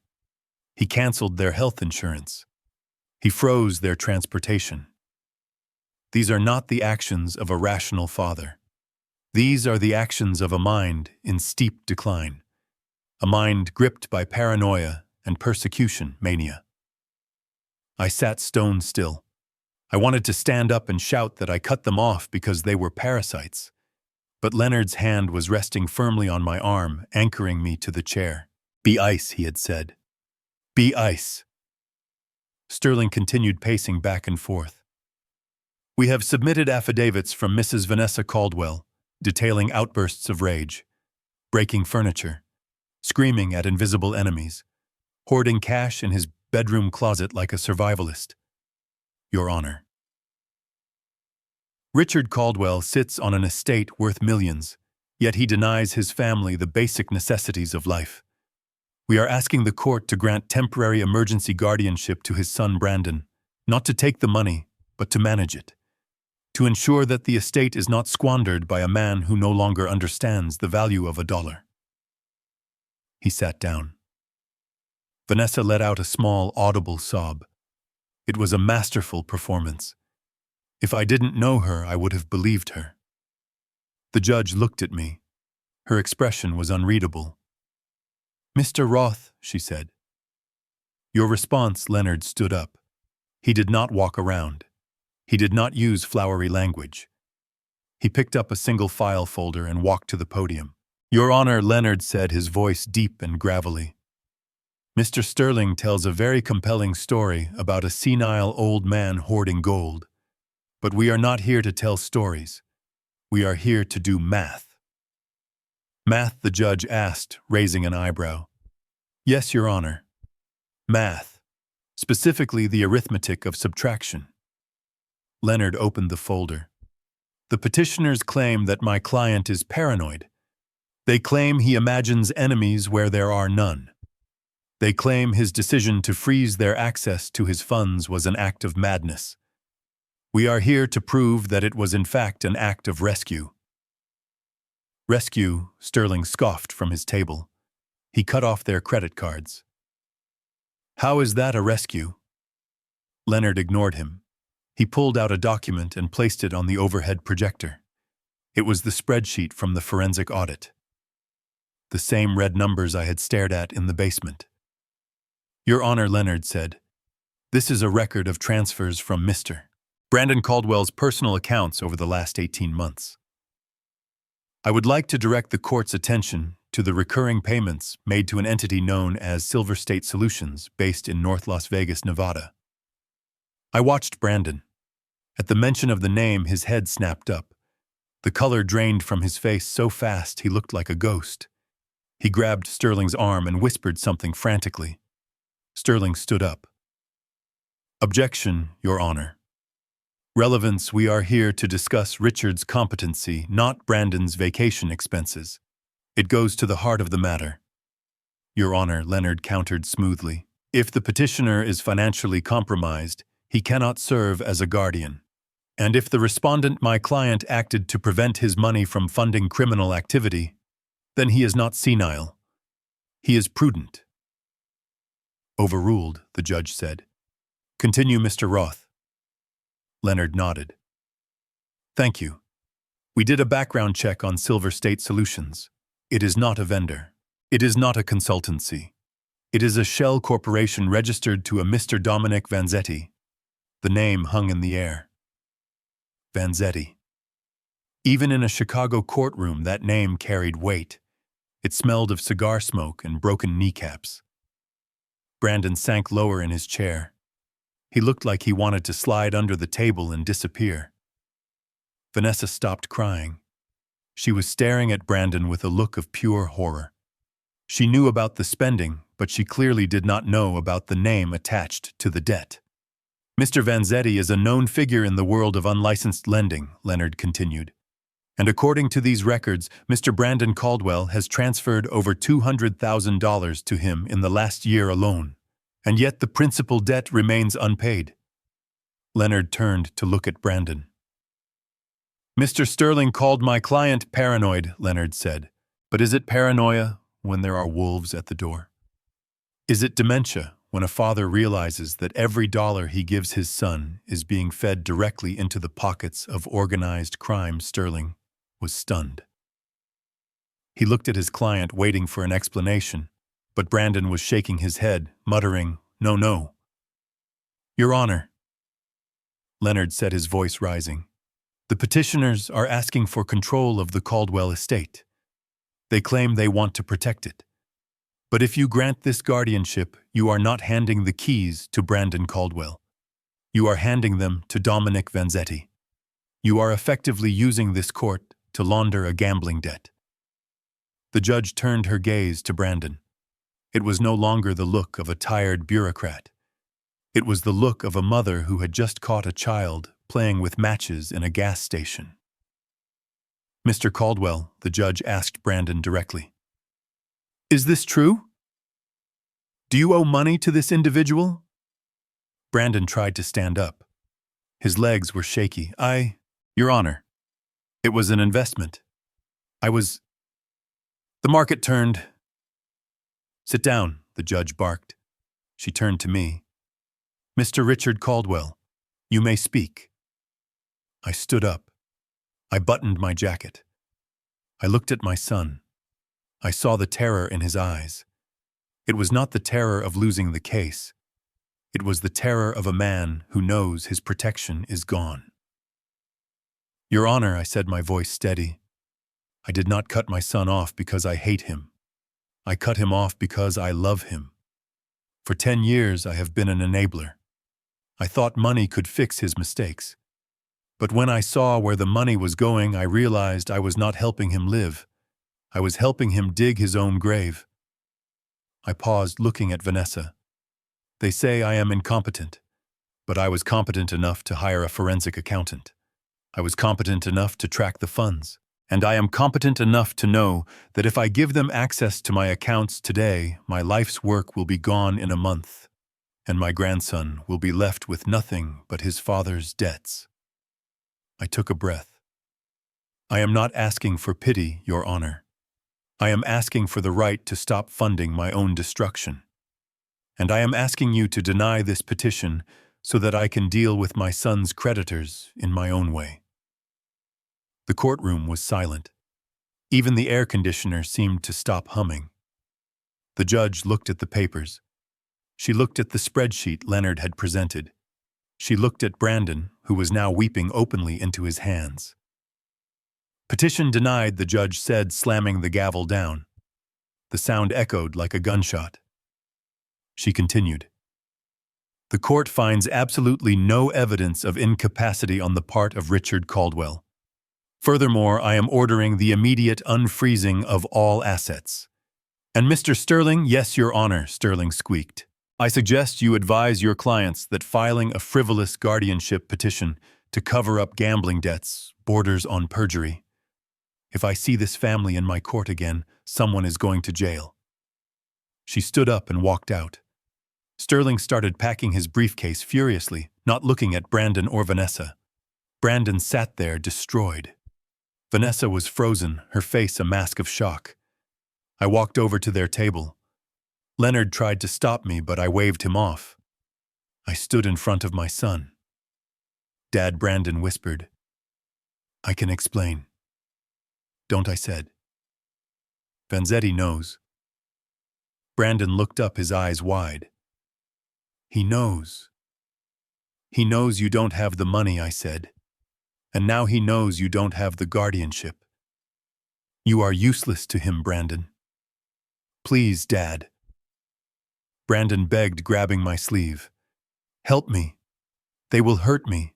They threatened Tyler. I pulled my arm away. I know, I said. That is why I handled it. Handled it. How that is for me to know, I said, cold. You wanted to be independent. You wanted space. Well, the judge just gave you all the space in the world. Enjoy it. I turned and walked out of the courtroom. Leonard was waiting for me by the door, a small smile on his face.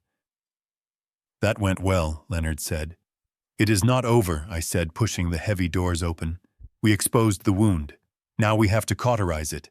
Is the real estate agent ready? Yes, Leonard said. Good, I said. Because now that Brandon knows he is broke, he is going to run home to hide. And I want to make sure that when he gets there, he realizes he doesn't have a home to hide in anymore.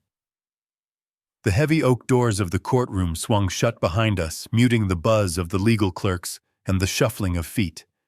The hallway was vast and echoed with the sound of my own footsteps.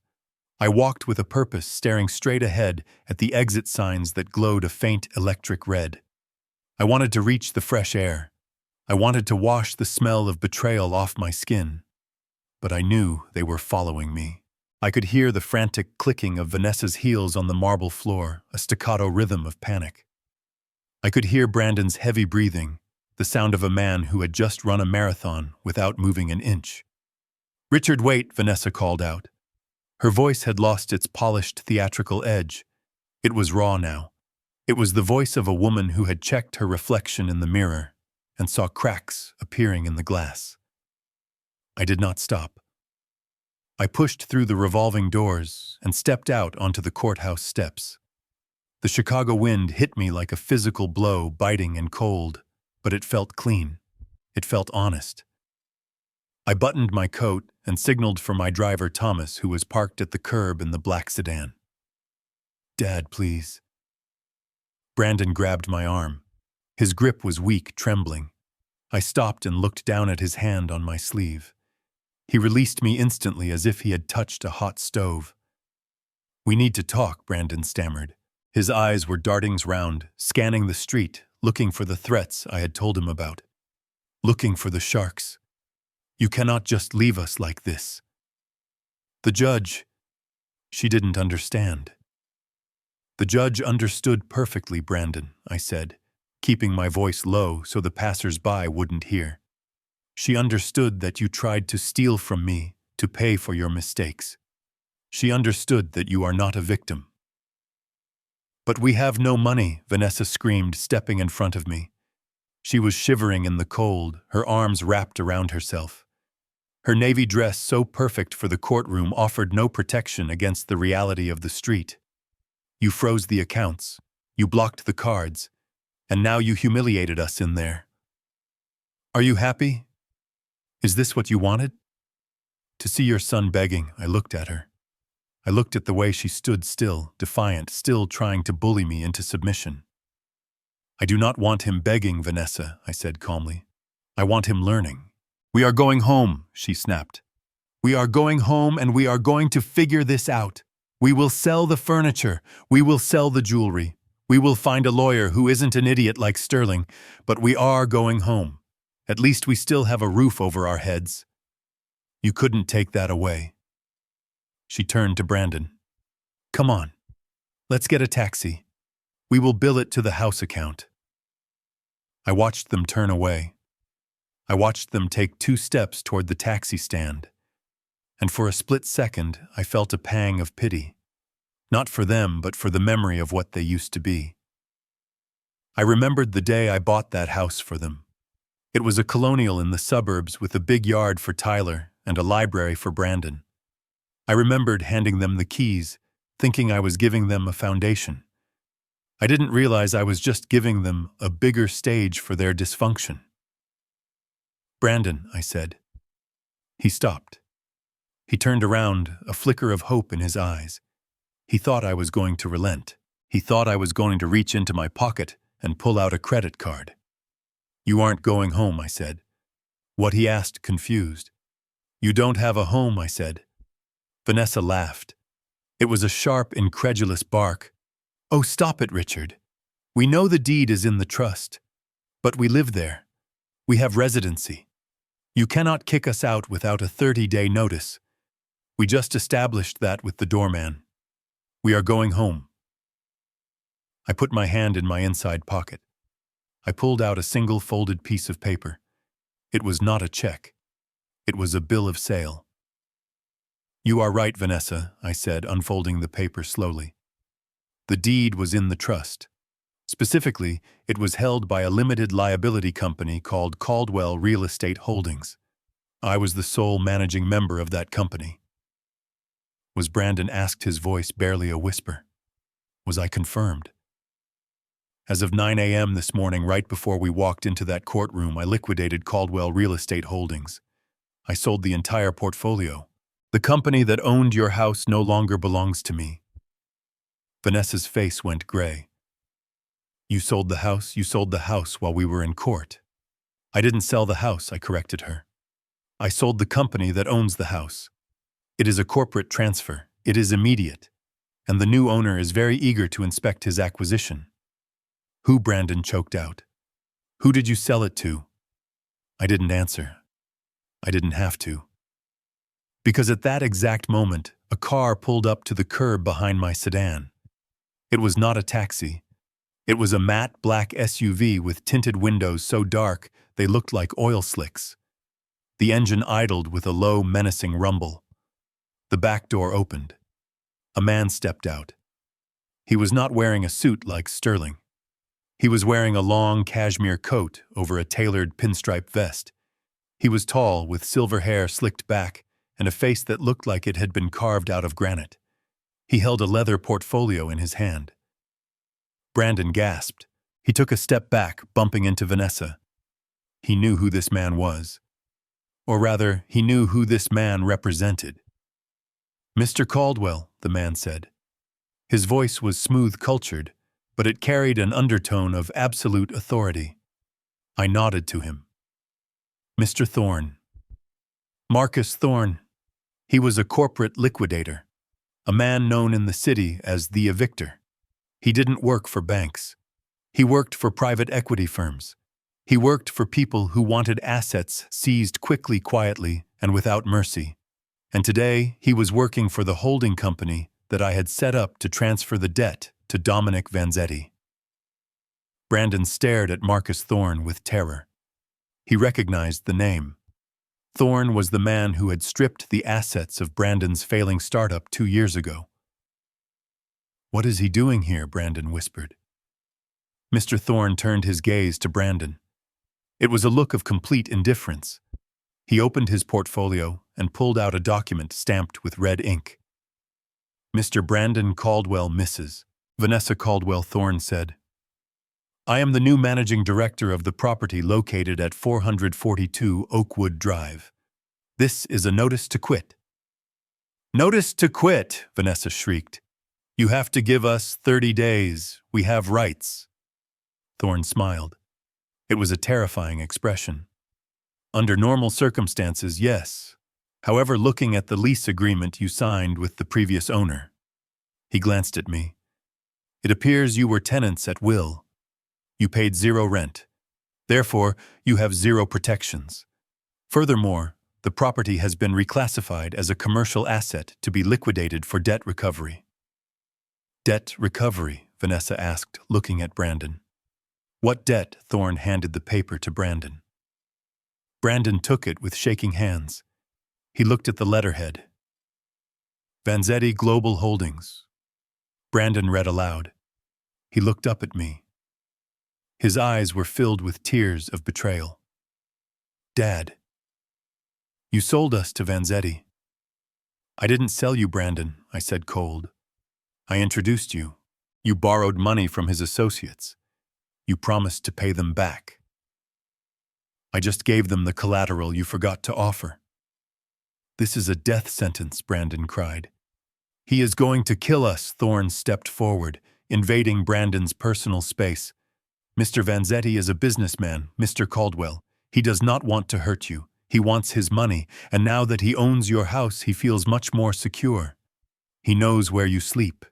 He knows where your assets are." Thorne paused, letting the implication sink in. "However," Thorne continued, "Mr. Vanzetti has immediate plans for the property. He intends to flip it, which means it must be vacant by sunset." "Sunset," Vanessa screamed. "That is in 5 hours. We have furniture. We have clothes. We have a child." Thorne checked his watch. 4 hours and 45 minutes, actually. My team is already on site. They are cataloging the contents of the house to see what can be auctioned off to cover the back rent you never paid. Auctioned. Vanessa lunged at him, clawing at the air. "You cannot sell my things, my bags, my jewelry." Thorne didn't flinch. "Anything left in the house at 5 p.m. is considered abandoned property, Mrs. Caldwell. If I were you, I would stop screaming and start packing." He turned back to his SUV. The driver opened the door for him.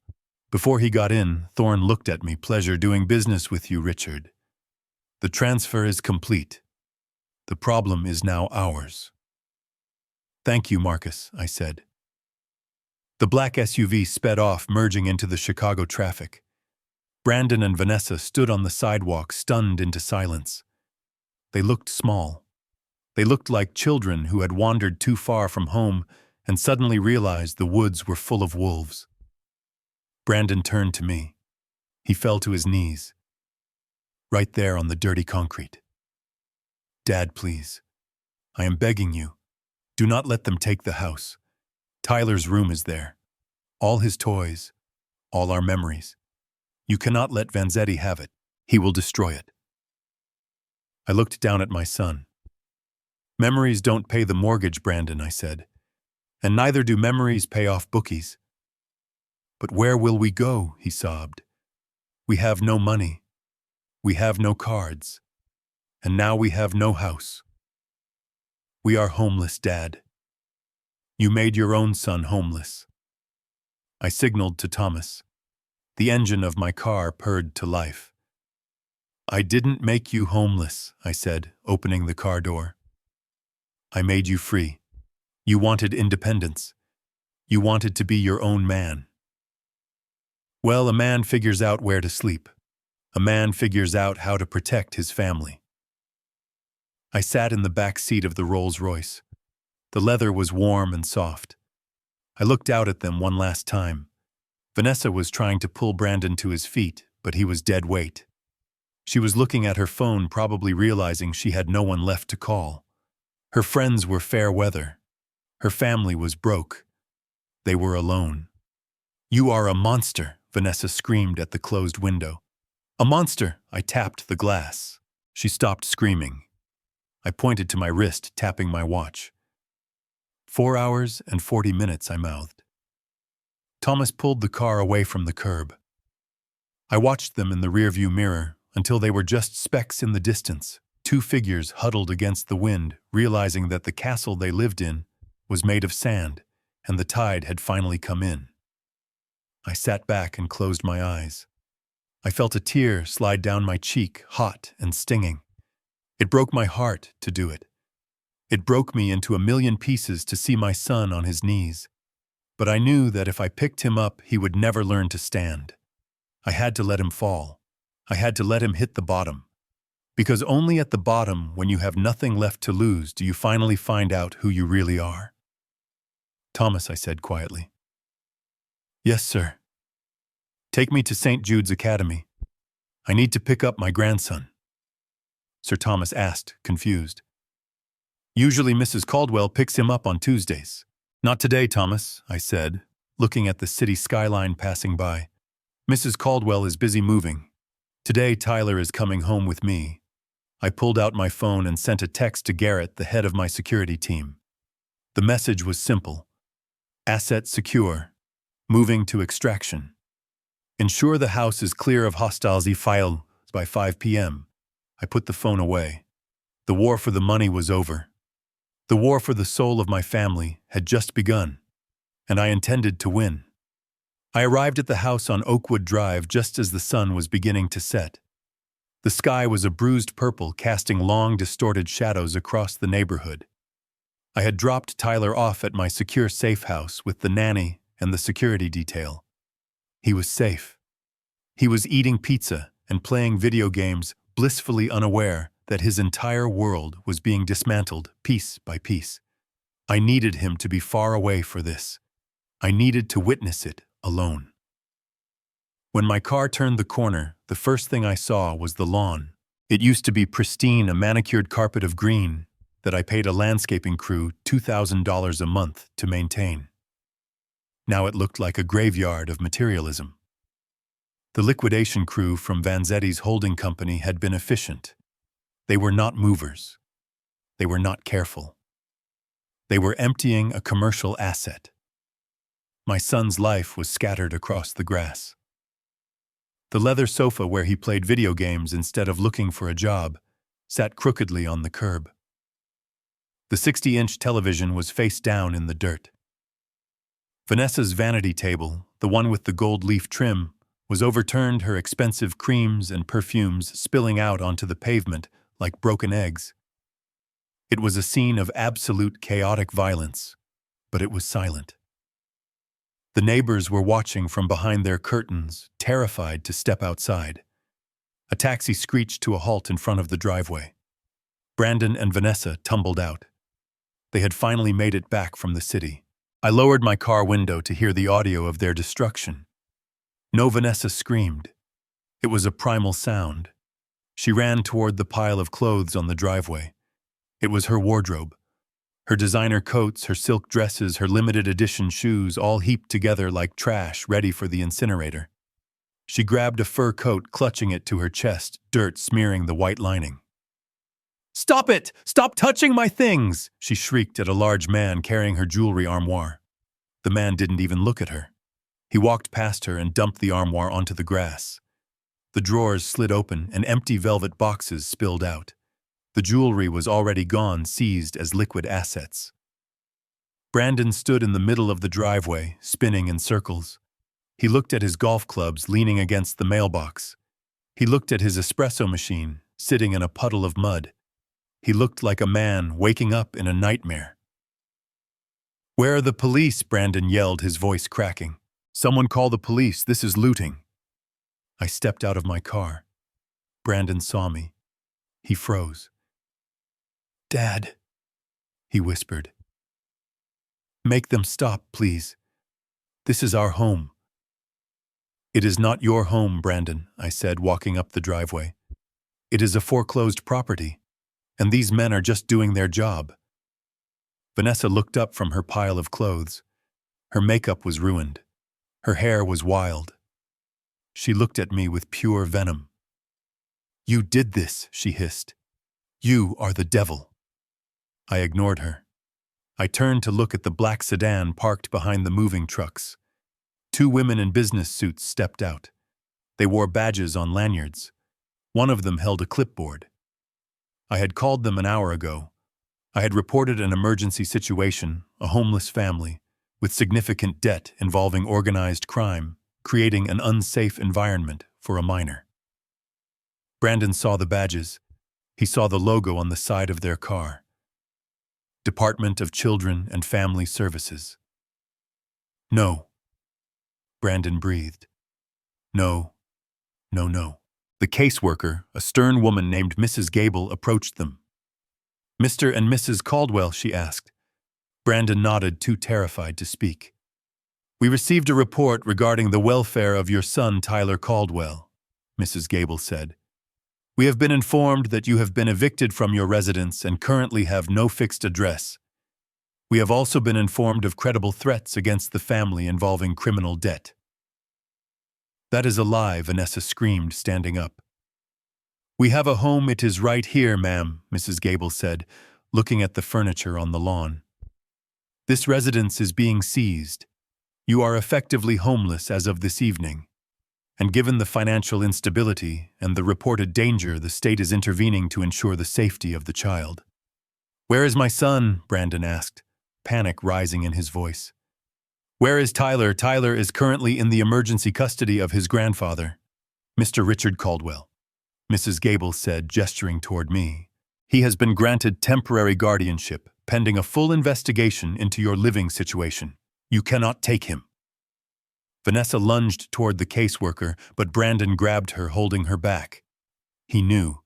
He knew that if she touched a government official, it was over. "You set this up," Vanessa spat at me, tears streaming down her face mixed with dirt. "You stole our house and now you are stealing our child." I stepped closer to them. I wanted them to hear me clearly. "I did not steal him, Vanessa. I saved him. Look at you. You are standing in the street with nothing. You have no money. You have no roof. And you owe $500,000 to people who break bones for a living. Do you really think you can take care of an 8-year-old boy tonight? Where will he sleep? On a park bench, in a shelter?" Brandon slumped his shoulders. He looked at the house now, dark and empty, the front door hanging open like a gaping mouth. He looked at his wife, clutching a dirty fur coat, and finally he looked at me. "Take care of him, Dad," Brandon whispered. "I will," I said. "Better than you did." Mrs. Gable handed Brandon a stack of papers. "These are the hearing dates," she said. "If you can prove you have stable housing and income within 90 days, you can petition for visitation. Until then, you are to have no contact with the child." 90 days, I thought. They wouldn't last a week. The liquidation crew finished their work. One of the men locked the front door and placed a heavy padlock on the latch. He handed the key to me, then remembered I wasn't the owner anymore. He put the key in his pocket. The trucks rumbled to life. Mrs. Gable got back into her sedan. Silence descended on the street, broken only by the sound of the wind rustling the plastic wrap on the discarded furniture. I turned to go back to my car. Dad, Brandon called out. I stopped, but I didn't turn around. Do you have $20, he asked. Just for food, I closed my eyes. It was the most painful question I had ever heard. My son, the heir to the Caldwell empire, begging for $20. I reached into my pocket. I pulled out a $20 bill. I dropped it on the ground. I didn't hand it to him. I dropped it. Use it wisely, I said. It is the last one you will ever get. I got into my car and drove away. In the rearview mirror, I saw Brandon kneel down to pick up the bill. Vanessa was screaming at the empty house. They were alone in the ruins of their own making. I had cut the cord. The pain was excruciating, but the patient my grandson was going to live. The neon sign of the diner flickered with a buzzing sound that seemed to match the headache I knew my son was suffering from. I found them in a booth near the back. It was the kind of place where the menu is sticky and the coffee tastes like burnt rubber. A fitting setting for the end of the world. Brandon was staring at a plate of cold fries that he had not touched. He looked hollow. The arrogance that had defined him for the last decade was gone, replaced by the terrified slouch of a man who realizes he is small in a very large, very dangerous world. Vanessa was sitting opposite him. She was not eating. She was furiously typing on her phone, her thumbs moving in a blur, likely trying to find a friend who had not yet blocked her number, or an ex-boyfriend who might have a spare room. I walked over to their table. I did not sit down. I did not take off my coat. I stood there like a judgment. Brandon looked up. His eyes were red-rimmed and bloodshot. "Dad," he whispered. The word came out like a prayer. I placed a thick leather folder on the table between the ketchup bottle and the napkin dispenser. The sound of it hitting the laminate surface made Vanessa jump. She looked up, and for a second I saw relief wash over her face. She thought it was a checkbook. She thought the rescue squad had arrived. "I told you he would come," Vanessa said to Brandon, a smirk touching her lips. She straightened her posture, smoothing her dirty coat. "So, Richard, did you bring the keys to a new apartment? Or are we staying at a hotel tonight?" I ignored her. I looked only at my son. "I have a proposition, Brandon," I said. "It is a one-time offer. It expires when I walk out that door." Brandon nodded eagerly. "Anything, Dad." "Please. I cannot go to prison. I cannot deal with Vanzetti." I opened the folder. Inside was a single document. "Here is the deal," I said, my voice low and steady. "I have spoken to an associate who specializes in debt negotiation. I am willing to pay off the principal amount you owe to Dominic Vanzetti.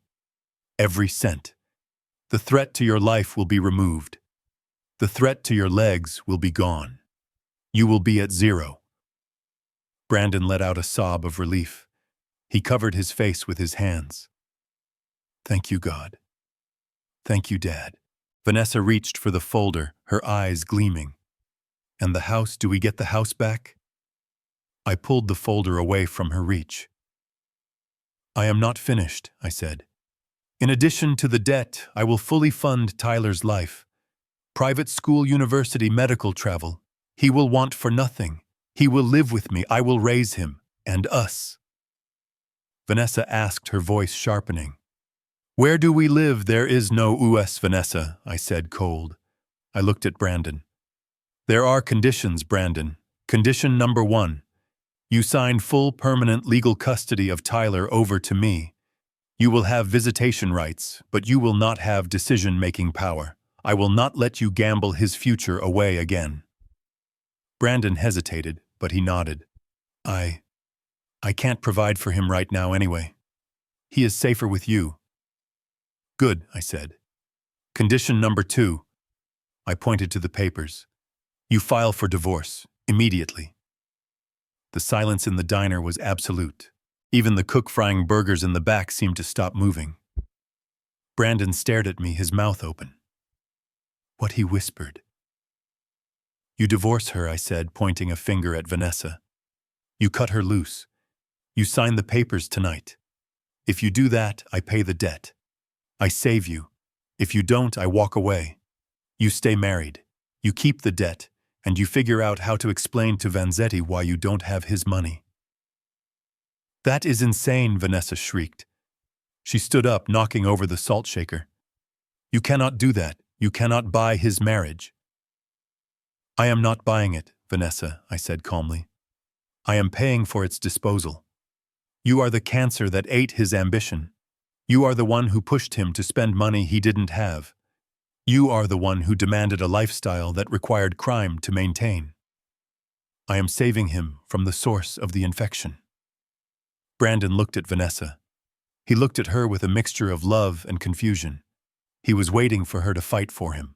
He was waiting for her to grab his hand and say that they didn't need my money. He was waiting for her to say that they would face the mob and the poverty together because their love was stronger than my checkbook. But Vanessa did not grab his hand. She did not look at him with love. She looked at the folder. She looked at me. Her eyes narrowed. The gears in her head were turning, calculating, assessing. She sat back down slowly. She took a sip of her water. If we divorce, she said, her voice devoid of emotion. What do I get? Brandon froze. He turned his head slowly to look at his wife. What? Brandon asked. I am talking to your father, Brandon, she snapped. Then she turned back to me. You want me gone? Fine. But I have rights. I have been his wife for 10 years. I am used to a certain standard of living. If I sign those papers, if I walk away and let you have your precious son and your spineless boy, I need a settlement. I watched Brandon's face. It was like watching a building collapse in slow motion. The realization hit him harder than the eviction notice, harder than the threat of the mob. He realized that the woman he had stolen, for the woman he had lied, for the woman he had destroyed his relationship with his father for, was currently negotiating his price tag. Vanessa Brandon choked out. You are asking for money to leave me? Don't be naive, Brandon, she said, rolling her eyes. We are broke. You have nothing. Your dad is offering a golden parachute. I would be an idiot not to take it. I am not going to live on the street just to hold your hand while you cry. She looked at me. 500,000, she said. Cash. And I sign. I disappear. I never speak to Tyler or Brandon again. I smiled. It was a sad smile. You just sold your family for $500,000, Vanessa, I said. I am a realist, Richard, she replied. Do we have a deal? I looked at Brandon. He was crying silently. The tears were running down his cheeks, dripping onto the dirty table. He finally saw her. He finally saw the monster I had seen for a decade. No, Brandon whispered. Excuse me, Vanessa asked. No, Brandon said louder. He stood up. He looked at her with disgust. You don't get a payoff. You don't get a cent. He turned to me. I will sign Dad. I will sign the custody papers, and I will sign the divorce papers, not because of the money, but because I never want to see this woman again. He grabbed the pen from the folder. He didn't even read the text. He signed his name with a shaking hand. He signed away his marriage. He signed away his rights. But in doing so, he signed his own freedom. Vanessa's face twisted in rage. You idiot! We could have gotten money out of him. You are worthless. I picked up the folder. The debt is cleared, Brandon, I said. Vanzetti won't touch you. Tyler is safe. I pulled out a small envelope from my pocket. There is $5,000 in here, I said to Brandon. It is for a deposit on a studio apartment and a suit for job interviews. Do not spend it on her. I turned to Vanessa. You get nothing, I said. Because you are worth nothing. I turned and walked out of the diner. Behind me, I heard Vanessa screaming. I heard the sound of glass breaking, but I didn't look back. I walked to my car where my driver was waiting. I had saved my son. It cost me a fortune, but as I sat in the quiet of the car, I knew it was the best bargain I had ever made. The fishing line cast a long, thin shadow across the calm water of Lake Michigan. It was quiet. Not the heavy, suffocating silence that filled my penthouse a year ago, but a peaceful, living silence broken only by the sound of water lapping against the dock. Tyler sat next to me, his legs swinging back and forth. He was not looking at an iPad. He was not asking for a new toy. He was watching the red bobber on the water patient, and focused. He had grown 3 inches in 12 months. The shadows under his eyes, the ones caused by the stress of living in a house full of screaming and debt, were gone. He looked like a child again. My phone buzzed in my pocket. I did not jump. I did not feel that old spike of anxiety wondering what crisis I would have to pay for next. I pulled it out slowly. It was a text message from Brandon. There was no request for money, no guilt trip, just a photo. It was a selfie of him wearing a blue polo shirt with a name tag that read trainee. He was standing in the break room of an electronics store in the suburbs. Under the photo he wrote simply, "Got my first commission check today. It is not much, but it covers rent." I stared at the picture. He looked tired. He looked older. But for the first time in his life, he looked real. He was living in a studio apartment the size of my walk-in closet. He took the bus to work. He ate ramen noodles not because it was trendy, but because it was what he could afford. And he was doing it. He was surviving without me. I typed back a short message. "Good work. Keep going." I put the phone away. I heard that Vanessa had moved to Miami looking for another golden ticket, but the word is out on her. Last I heard, she was facing lawsuits from 3 different credit card companies. She is a ghost to us now, a bad memory that is fading with every passing season. People ask me if I regret being so hard on my son. They ask how a father could evict his own child and let him hit rock bottom. I tell them that a gardener who refuses to prune the dead branches will eventually kill the whole tree. I did not punish Brandon. I woke him up. I stopped being his banker so I could one day hopefully be his father again. He is not allowed at the penthouse yet. He has not earned that privilege. But maybe next Christmas, if he keeps paying his own electric bill and showing up to work on time, he will earn a seat at the table. I looked over at Tyler. He felt my gaze and looked up, smiling. "Grandpa." "I think I got a bite," he whispered. "Reel it in then," I said softly. "You have to do the work yourself." He nodded and started turning the handle, struggling a little, but refusing to ask for help. I watched him fight the fish, and I realized that this was the legacy. The greatest inheritance I can leave this boy is not the trust fund or the real estate portfolio. It is the lesson that dignity cannot be bought. It must be earned. It is the understanding that a safety net is not a hammock. I took a deep breath of the fresh lake air. The war was over. The family was smaller now, but it was stronger. And for the first time in 69 years, I felt truly rich. Thank you for listening to my story. If you believe that sometimes you have to say no to the people you love in order to save them, hit that like button. Let me know in the comments if you think I should invite Brandon to Christmas dinner this year, or if he needs more time in the real world. Don't forget to subscribe and turn on notifications so you never miss a story of justice and redemption. See you in the next video.